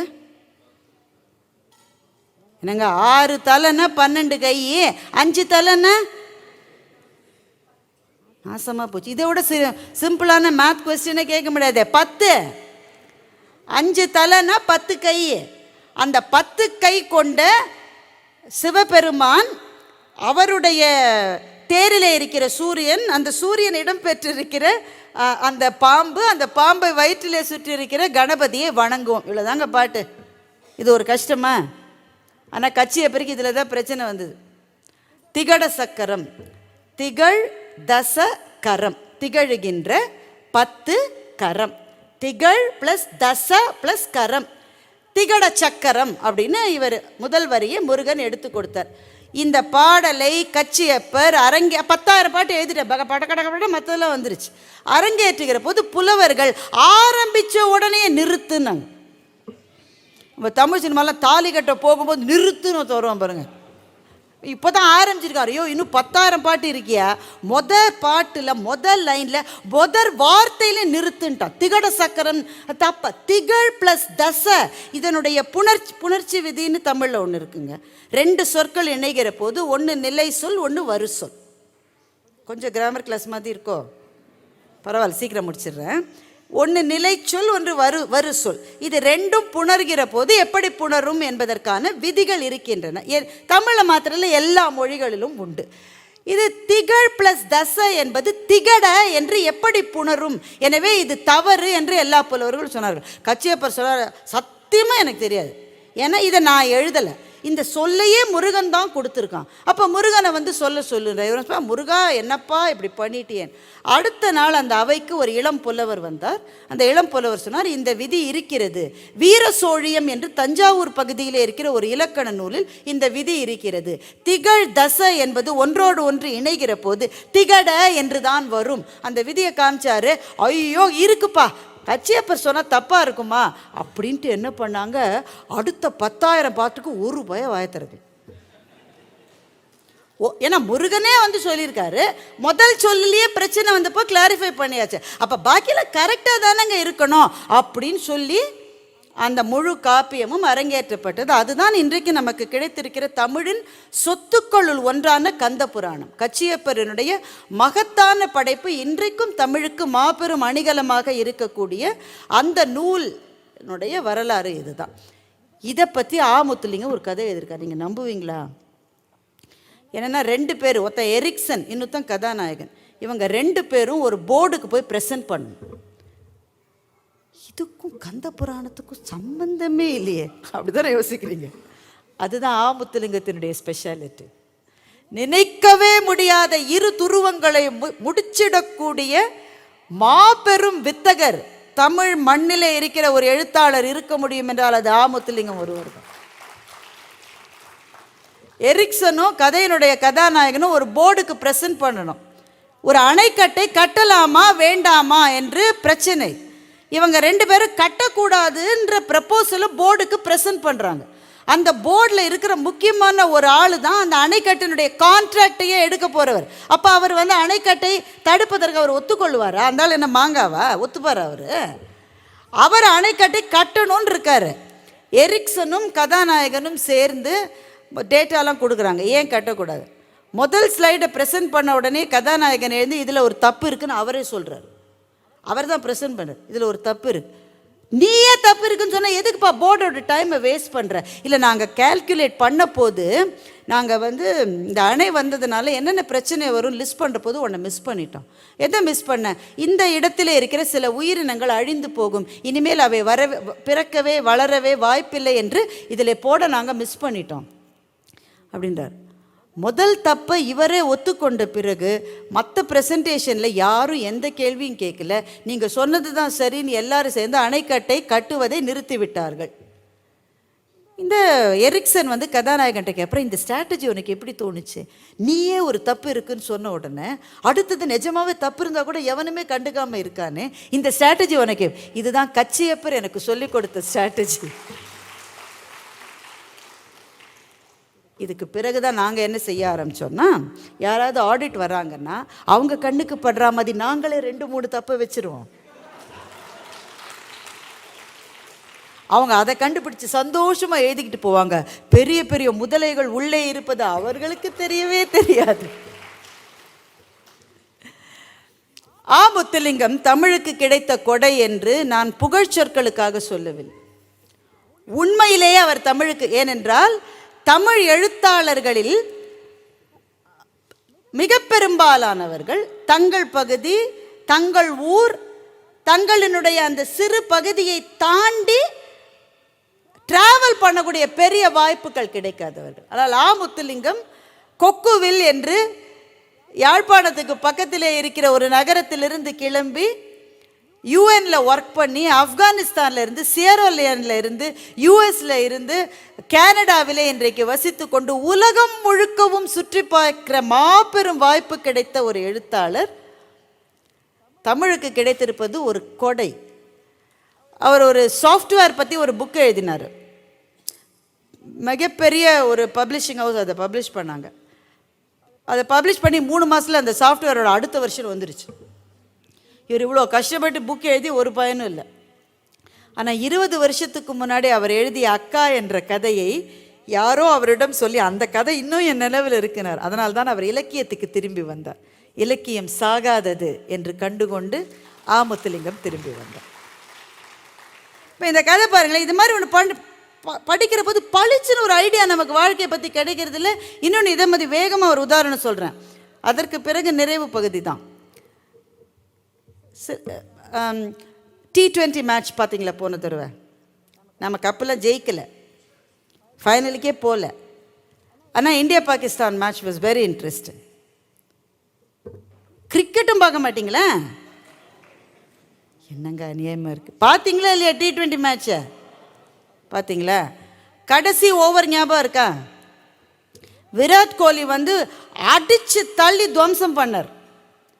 லாஸ்ட் ஓவரில் 16 ரன் எடுக்கணும். நாம் யாருக்கு அகெயின்ஸ்டா?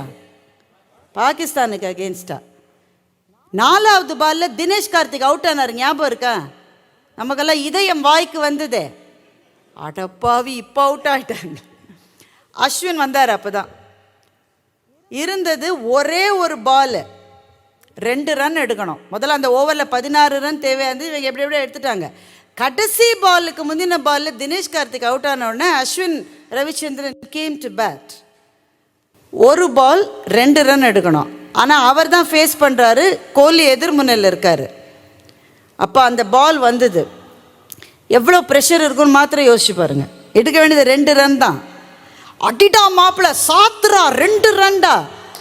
But Ashwin decided to leave the ball. ஞாபகம் இருக்கா உங்களுக்கு? ஏன்னா அந்த பால் வருகிற டைரக்ஷனை ஓரளவு ஊகிச்சு, இது ஒயிட் பால், இது அட்டெம்ப்ட் பண்ணக்கூடாதுன்னு சொல்லி அவர் ஆடவே இல்லாது. இதில் கிரிக்கெட்டுகளில் இதுக்கு ஒரு இந்த ஆக்ஷனுக்கு ஒரு டேர்ம் இருக்குது. It is call well left. Well left. அவர் அதை அடிக்காமல் விட்டதுனால ஒரு எக்ஸ்ட்ரா பால் அவங்களுக்கு கிடச்சிது. அடுத்த பாலை தானே அடித்து தூள் பண்ணி 2 ரன் எடுத்து நம்ம அதை ஜெயிச்சிட்டோம், பாகிஸ்தானை ஜெயிச்சிட்டோம். பட் எல்லாரும் என்ன சொன்னாங்க, கோலி இவ்வளவு நல்லா விளையாடினது மாத்திரம் இல்லை, அந்த பால் வர்ற போது அடிக்க வேண்டான்னு அஸ்வின் ஒரு முடிவு எடுத்தார், அதுதான் வெற்றிக்கு காரணம் என்று கிரிக்கெட் விமர்சகர்கள் சொன்னார்கள். It is called well left. Well left is a great technique, not only in cricket but also in life. எல்லா பாலையும் அடிச்சே தீர்வேன் நிற்காத சாமி. சிலதுக்கு ஒதுங்கிக்கோ. நீ தான் அடிக்கணும்னு அவசியமே கிடையாது. எனக்கு ரொம்ப பிடிச்ச ஒரு கதை, நான் முன்னாடியே ஒரு தடவை சொல்லியிருக்கேன், இருந்தாலும் இன்னொரு தடவை சொல்கிறேன். ஒரு கழுதைக்கும் ஒரு புலிக்கும் சண்டை வந்தது. கழுதை சொல்லிச்சு, கிராஸ் என்ன கலர்? இட் இஸ் ப்ளூ அப்படின்னு கழுதை சொல்லிச்சு. புலி சொல்லிச்சு, வளராத, இட்ஸ் க்ரீன். ரொம்ப சண்டை ஜாஸ்தியாகி சிங்கத்துக்கிட்ட போச்சு. ஏன்னா சிங்கம் தான் ராஜா. சிங்கம் போயிட்டே இருக்கும்போது கழுதை இங்கேருந்து கட்டுது, மகாராஜா இந்த புலி தப்பாக சொல்கிறான், இந்த கிராஸ் வந்து ப்ளூ கலர்னு அவன் சொல்கிறான், இந்த கிராஸ் வந்து க்ரீன் கலர்னு அவன் சொல்கிறான், இது ப்ளூ கலர் தானே மகாராஜா? சிங்கம் அங்கேயும் சொல்லிச்சு, எஸ் கிராஸ் வந்து ப்ளூ கலர் தான். உடனே கழுதைக்கு ரொம்ப சந்தோஷம். இவன் தப்பாக சொன்னதுக்கு இவனுக்கு பனிஷ்மெண்ட் கொடுங்க மகாராஜா. சிங்கம் அங்கேருந்து சொல்லிச்சு, இந்த புலி ஒரு வாரம் வாயை திறக்கக்கூடாது, ஓடு. கழுதைக்கு ரொம்ப சந்தோஷம். த கிராஸ் இஸ் ப்ளூன்னு சொல்லிட்டு போயிடுச்சு. புலி சொல்லிச்சு, மகாராஜா ஒரே ஒரு கேள்வி கேட்கலாமா? கேளு. இந்த கிராஸ் என்ன கலர்? Green colour. அதைத்தானே நான் சொன்னேன். எனக்கு ஒரு வாரம் பேசக்கூடாது தண்டனை கொடுத்துருக்கீங்க. தண்டனை அதுக்கு கொடுக்கல, பின்ன எதுக்கு கொடுத்தீங்க? ஒரு கழுதையோட போய் சண்டை போட்டிருக்கியே.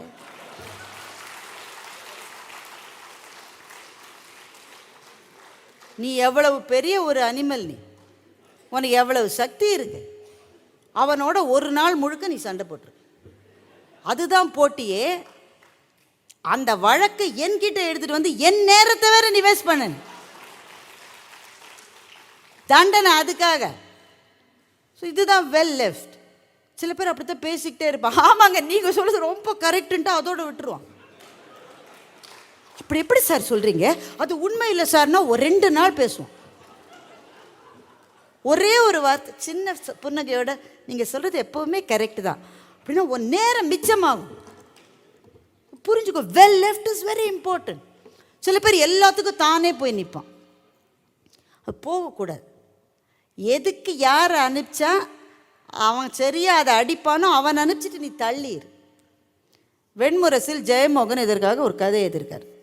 அதோடு நம்ம நிறைவு செய்து கொள்ளலாம்னு நினைக்கிறேன். ரொம்ப இன்ட்ரெஸ்டிங்கான கதை. சில சமயம் வாழ்க்கையில் நமக்கு இந்த ஸ்ட்ராட்டஜி தேவை. எல்லா பாலையும் நீ அடிக்காதரா, மற்ற தள்ளி நில்றா, அவ்வளோதான். பாண்டவர்கள் அந்த அரக்கு மாளிகையில் அவங்கள கொல்றதுக்கு சதின மகாபாரதம் தெரிந்தானுங்க, நல்ல வேலை. பாண்டவர்கள் அரக்கு மாளிகையில் கொல்லப்படுவதற்கான சதி செஞ்சிட்டாங்க. இவங்களுக்கு விஷயம் தெரிஞ்சிருச்சு. அங்கே யாரோ இறந்த மாதிரி செட்டப் பண்ணிவிட்டு இவங்க தப்பிச்சிட்டாங்க. தப்பிச்சவங்க நேர அஸ்தினாபுரத்துக்கு போகல, மறைந்து வாழ்கிறார்கள். மறைந்து வாழ்கிறதுனால அவங்க இறந்துட்டாங்கன்னு துரியோதனன், சகுனி அண்ட் கம்பெனி நினச்சிக்கிட்டு இருக்காங்க. அப்போ அடிக்கடி போய் திருதராஷ்டிரனை அரிச்சு பிடுங்குறாங்க. அவன் தான் இறந்துட்டாங்களே, இளவரசு பட்டத்தை துரியோதனனுக்கு சூட்டி விடுங்கள். அவன் யோசிச்சுட்டே இருக்கார். ஏன்னா 2 பேரில் மூத்தவன் தர்மன் தான், தர்மனுக்கு தான் சூட்டணும். ஆனால் தர்மன் இப்போ இருக்கானே தெரியலையே, யோசிச்சுக்கிட்டே இருக்கான். இவன் போய் பிச்சை எடுக்கிறான். 1 வருஷம் ஆயிடுச்சு, 1 ஆண்டு முடிந்து போனது. இனிமேல் அவங்க உயிரோடு இருக்க வாய்ப்பில்லை. நீங்கள் எப்படியாவது துரியோதனனுக்கு இளவரசு பட்டது சரின்ட்டான் திருதராஷ்டிரன். அவை கூடிவிட்டது. இப்போ அமைச்சர்களுடைய ஒப்புதலை வாங்கிட்டாக்க இவனை இளவரசு பட்டம் சூட்டிடணும். இவன் இளவரசு பட்டம் சூட்டிட்டா அப்புறம் தர்மனுக்கு அந்த நாடு கிடைக்கிறதுக்கு வாய்ப்பே இல்லை. அப்போ கிருஷ்ணர் என்ன பண்ணுறாரு, இதை தடுக்கணும்னு முடிவு பண்ணுறார். உடனே நேர் அங்கே போய் என்ன நடந்தது என்றார். அதெல்லாம் செய்யல. அதுதான் வெல் லெஃப்ட். எல்லா இடத்துக்கும் நீ போகணுன்னு அவசியம் கிடையாது. இந்த பீமன் என்ன பண்ணா, வெளியில் வந்தவன் பகாசுரனை கொன்னுட்டான். பகாசுரன் கொல்லப்பட்டான். பீமனால தான் கொல்லப்படுறான். பகாசுரன் இறந்த விஷயம் இவங்களுக்கெல்லாம் இன்னும் வரல. கண்ணன் என்ன பண்ணான், தன்னுடைய அண்ணனான பலராமனிடம் போய், உனக்கு தெரியுமாண்ணா, உன்னோட மாணவன் பகாசுரனை யாரோ கொன்னுட்டாங்கன்றான். பலராமர் கோபமே உருவானவர். கிருஷ்ணர் மாதிரி ஸ்ட்ராட்டஜிஸ்லாம் கிடையாது. என் மாணவனை யார் கொன்னதுன்னு நேர கிளம்பி திருதராஷ்டிரனுடைய கோர்ட்டுக்கு போயிட்டார். நீங்கள் இப்போ உள்ளே போக முடியாதுங்க, முக்கியமான வேலை நடந்துட்டுருக்குன்னா அந்த ஆளெல்லாம் பிடிச்சி தள்ளி எல்லாரையும் மிதித்து உள்ளே போயிட்டார். ஏன்னா அவர் தான் துரியோதனனுடைய ஆசிரியர். அதனால் அவரை இவங்க அவமரியாதை செய்ய முடியாது. உள்ளே அழைக்கிறார்கள். வந்த உடனே துரியோதனனை பார்த்துக்க, என் மாணவனான பகாசுரனை நீ ஏன் கொலை செய்தார்னு இவ கேட்குறார். அவனுக்கு ஒன்றுமே புரியல. இல்லையே ஆசிரியரே, நான் கொலை செய்யவில்லையே.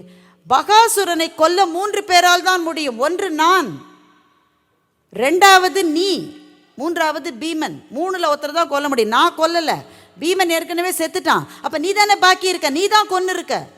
துரியோதனன் சொல்கிறான், ஐயோ குருவே, நான் இந்த மாளிகையை விட்டே வெளியில் போகல, நான் கொல்லவே இல்லை. உடனே பலராமர் யோசிக்க, அப்போ ஒருவேளை பீமன் உயிரோடு இருக்கிறானோ? உடனே டமால் ஏந்து விதுரர் சொல்கிறாரு, பீமன் உயிரோடு இருந்தால் தருமனும் உயிரோடு தானே இருப்பான். திருதராஷ்டிரன் சொன்னார், கேன்சல். வடிவேல் சொல்வார்ல, டீ கேன்சல். அதனால் இப்போ ஒருவேளை உயிரோடு இருக்கானோன்னு சந்தேகம் இருக்கும்போது இவனுக்கு கொடுக்க முடியாது, அடுத்த தடவை பார்த்துக்கலான்னு கேன்சல் பண்ணிட்டு எழுந்து போயிட்டார். துரியோதனனுக்கு என்ன நடந்ததுன்னு தெரியல. மணிமகுடம் தலைக்கு மேலே வந்தாச்சு. Too many slips between the cup and the lip. கடைசி நிமிஷத்தில் இப்படி சகுனி ஒருத்தனுக்கு தான் தெரிஞ்சது, ஒரு ஆள் இந்த அவைக்கு வராமலேயே இந்த நாடகத்தை நடத்தி இருக்கிறார். அதனால் எல்லா சண்டைக்கும் நீங்களே போடணும்னு அவசியம் கிடையாது. அதுக்கு கடவுள் சில பேர் நேர்ந்து விட்டுருப்பார். அவங்கள லேசாக பற்ற வச்சா அவன் போய் என்னென்ன செய்யணுமோ கரெக்டாக செஞ்சுட்டு வந்துடும். ஸ்னூக்கர் விளையாடி இருக்கீங்களா? கிரிக்கெட்டே ஒன்றும் கை தட்ட மாட்டேறீங்க, ஸ்னூக்கருக்கு என்ன சொல்ல போகிறீங்க? ஸ்னூக்கரில் எந்த பாலை குழிக்குள்ளே தள்ளணுமோ, ஸ்னூக்கர் பிளேயர் எவனும் அந்த பாலை நேராக எய்ம் பண்ணவே மாட்டான். அது பக்கத்தில் இருக்க தான் எய்ம் பண்ணுவான். அது போகிற போக்கில் இதை தள்ளி விட்டுட்டு அது போயிடும். வாழ்க்கையில் இந்த உத்திகள் சில சமயம் நமக்கு தேவையாகத்தானே இருக்கிறது. நண்பர்களே, நிறைவாக இலக்கியம் நமக்கு ஏன் தேவை? யாரிடமும் பேச முடியாத விஷயங்களை ஒரு புத்தகத்திடம் நம்மால் பேச முடிகிறது. புத்தகம் நம்மிடம் பேசுவதை வேறு யாரும் கேட்க முடியாவிட்டாலும் நாம் மாத்திரமாவது கேட்க முடிகிறது. மிக மிக அந்தரங்கமான சில உணர்வுகளை புத்தகங்கள் நம்மோடு பகிர்ந்து கொள்ளுகின்றன.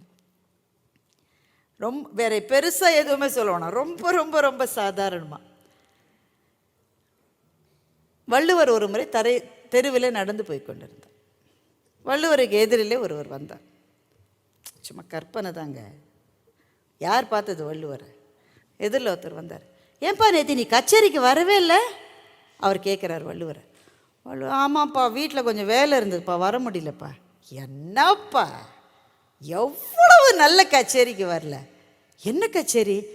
என்ன கச்சேரின்னே உனக்கு தெரியாதா? நேற்று ஒருத்தர் புல்லாங்குழல் வாசிச்சாரு பாரு, அட்டா, நீ கேட்காம மிஸ் பண்ணிட்டப்பா. ஒருத்தர் யாழ் வாசிச்சாருப்பா, மியூசிக்னா அதான்ப்பா. என்னப்பா இதுக்கு போய் வரல? வள்ளுவர் மனசில் நினச்சிக்கிட்டாரு, பாவம் இந்த ஆளுக்கு இன்னும் குழந்தை இல்லை, அதனால தான் புல்லாங்குழல் யாழ் யார் வாசித்ததோ இனிமை என்று சொல்லுகிறார். அவருக்கு மாத்திரம் பிள்ளை பிறந்தா அது இந்த மழலையில் கண்ணா பின்னான்னு உளரும். சரியான வார்த்தை அது சொன்னால் கூட அது அவ்வளோ இனிமையாக இருக்காது. ஒளரி கொட்டி களறி மூடும் பாருங்க, கேட்க அவ்வளவு இனிமையாக இருக்கும். குழல் இனிது யாழ் இனிது என்ப தம்மக்கள் மழலை சொல் கேளாதா. 7 சொற்களை வைத்து கொண்டு என்ன ஆட்டம் ஆடிருக்காரு ஆளு. இந்த திருக்குறள் நான் சொன்னது ரொம்ப எல்லாருக்கும் புரியக்கூடிய குறள். இன்னும் பல படிகள் இருக்கிறது. இந்த குறள்லேயே முக்கியமான சொல் எது? குழலா, யாழா, இனிது என்று சொல்லா? எதுவும் கிடையாது. தம் மக்கள். பக்கத்து வீட்டு பிள்ளை கத்தினா 4 அடி அடித்து வாயை மூட வேயாமல் பண்ணுறோம். ஆனால் நம்ம பிள்ளை பேசினா அது என்ன உளறினாலும் நமக்கு ரொம்ப அழகாக இருக்கும். அதனால தான் அவர் சொன்னார், குழல் இனிது யாழ் இனிது என்ப தம்மக்கள் மழலை சொல் கேளாத. நம்ம பிள்ளைகளினுடைய மழலை சொல்லால் திளைத்திருக்கிற காதுகளை கொண்டவர்கள்தான் இந்த குறளை அனுபவிக்க முடியும் என்றால், ஒரு வாசிப்பு எழுத்தாளனுக்கும் படிக்கிறவனுக்குமான பிரத்யேகமான பாதைகளை அமைத்து செல்லுகிறது. அந்த பாதையில் நம்மை தவிர யாருமே இல்லாமல் பயணம் செய்கிற போது நம்முடைய காயங்களை மறப்பதற்கான ஒரு புது வாசலை அது திறந்து வைக்கிறது. வெளியிலிருந்து வந்த காற்று நம் மனத்தை விசாலப்படுத்துவதற்கான ஒரு ஜன்னலை அது புதிதாக நமக்கு காட்டுகிறது. ஒரு புத்தக படிப்பு என்பது வாழ்க்கையினுடைய அடுத்த பக்கத்துக்கு நம்மை அழைத்து செல்லுகிறது. மாபெரும் கொடும் தனிமைகளிலிருந்து நம்மை காப்பாற்றுகிறது. இந்த வாழ்க்கையை வாழுவதற்கான ஒரு பொருள் உண்டு என்பதை நமக்கு ஓயாது சொல்லுகிறது. எனவே நீங்கள் புத்தகத்தை எடுத்த உடனேயே தூக்கம் வருகிறவராக இருக்கலாம். போன புத்தக கண்காட்சியில் வாங்கிய புத்தகங்களை இதுவரை படிக்காதவராக கூட இருக்கலாம். ஆனால் உங்களினுடைய நெஞ்சு எதை தேடுகிறதோ அதை தருகிற எழுத்தாளன் எங்கோ இருக்கிறான். அவனை தேடுங்கள். அந்த தேடலில் நீங்கள் வெற்றி பெற்று விட்டால் அதிலிருந்து அடுத்தபடி, அதிலிருந்து அடுத்தபடி, அதிலிருந்து அடுத்தபடி என்று உச்சங்களை தொட முடியும். நீங்கள் நேசிக்கிற எழுத்தாளர்களை நேசிக்கிற நண்பர்களோடு உங்களுக்கான ஒரு ஆத்மார்த்தமான நட்பு வட்டம் உருவாகும். உங்களினுடைய அன்றாட வாழ்க்கை, நம் அத்தனை பேரின் அன்றாட வாழ்க்கையும் சுமைகள் நிறைந்தது. The routine is so exhausting. ஒவ்வொரு நாளையும் அதில் செய்ததையே திரும்ப திரும்ப திரும்ப திரும்ப திரும்ப செய்கிற வாழ்வில் புத்தகங்கள் புதுமைகளை கொண்டு சேர்க்கின்றன. கோயம்புத்தூரினுடைய நெரிசலான தெருவில் உட்கார்ந்து கொண்டு ரஷ்யாவிலே இருக்கிற ஸ்டெப்பி புல்வெளிகளில் பறக்கின்ற ஒரு உணர்வலைகளை உங்களுக்குள் ஏற்படுத்த முடியும் என்றால் அது புத்தகத்தால் மாத்திரமே சாத்தியம்.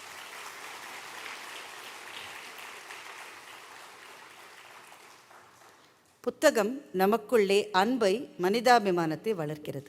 கல்யாண்ஜியினுடைய ஒரு கவிதையை சொல்லிவிட்டு முடித்துக் கொள்ளுகின்றேன். ரொம்ப சாதாரணமான சிச்சுவேஷன். பிள்ளையை தூக்கிக்கிட்டு அப்பா மருந்து கடைக்கு போகிறார், அவ்வளோதான் சிச்சுவேஷன். ஒன்றும் பெரிய சிச்சுவேஷன்லாம் கிடையாது. பிள்ளையை தூக்கிக்கிட்டு மருந்து கடைக்கு அப்பா போகிறார். அந்த மருந்தெல்லாம் என்னென்னு அந்த பிள்ளைக்கு ஏற்கனவே தெரியும். ஒரு 5 வயசு பிள்ளைன்னு வச்சுக்கோங்களேன், அதுக்கு ஏற்கனவே தெரியும். பாட்டிக்கு அனீமியா, லிவோஜின் என்று மகள் சொன்னாள். அந்த டானிக்கை வாங்கிட்டான். அப்பாவுக்கு பிபி, டெல்மா அந்த மாத்திரையை கொடுக்குறாரு. அப்பா சொல்கிறாரு 2 எறும்பு மருந்து பேக்கெட். அப்பா சொல்கிறாரு யார்கிட்ட? மருந்து கடைக்காரர்கிட்ட 2 எறும்பு மருந்து பேக்கெட். பாப்பா கேட்டாள், அப்பா நம்ம வீட்டில் இருக்கிற எறும்புக்கு உடம்பு சரியில்லையாப்பா என்று கேட்டாள். எறும்பு மருந்து எதுக்காக கேட்குறாங்க? கொல்றதுக்கு. ஆனால் அந்த குழந்தையினுடைய உலகம் எவ்வளவு அழகானது என்றால், பாட்டிக்கு மருந்து மாதிரி, தாத்தாக்கு மருந்து மாதிரி, எறும்புக்கு ஏதோ உடம்பு சரியில்லை, அதற்காகத்தான் அப்பா மருந்து வாங்குகிறார் என்று நினைக்கின்ற இந்த அன்புதான் இலக்கியம் நமக்கு சொல்லித் தருகிற அன்பு. நாளைய மணிப்பூர்கள் நிகழாமல் இருக்க வேண்டும் என்றால் இந்த அன்பை விதைப்பதை தாண்டி நம்மால் என்ன செய்ய முடியும்? உலகெங்கும் விஷ வித்துக்கள் முளைத்து கொண்டிருக்கிற போது இலக்கியம் அன்பை எடுத்து செல்லுகிறது. அதை பிடித்து கொள்வோம், வாசிப்போம், சுவாசிப்போம், நேசிப்போம். நன்றி, வணக்கம். இந்த பதிவை குறித்து உங்களுடைய கருத்துக்கள் வரவேற்கப்படுகின்றன. மறவாது ஐதருமபுரி சேனலை சப்ஸ்கிரைப் செய்து பாருங்கள். இந்த நாள் இனிய நாளாக அமைய வாழ்த்துகின்றோம்.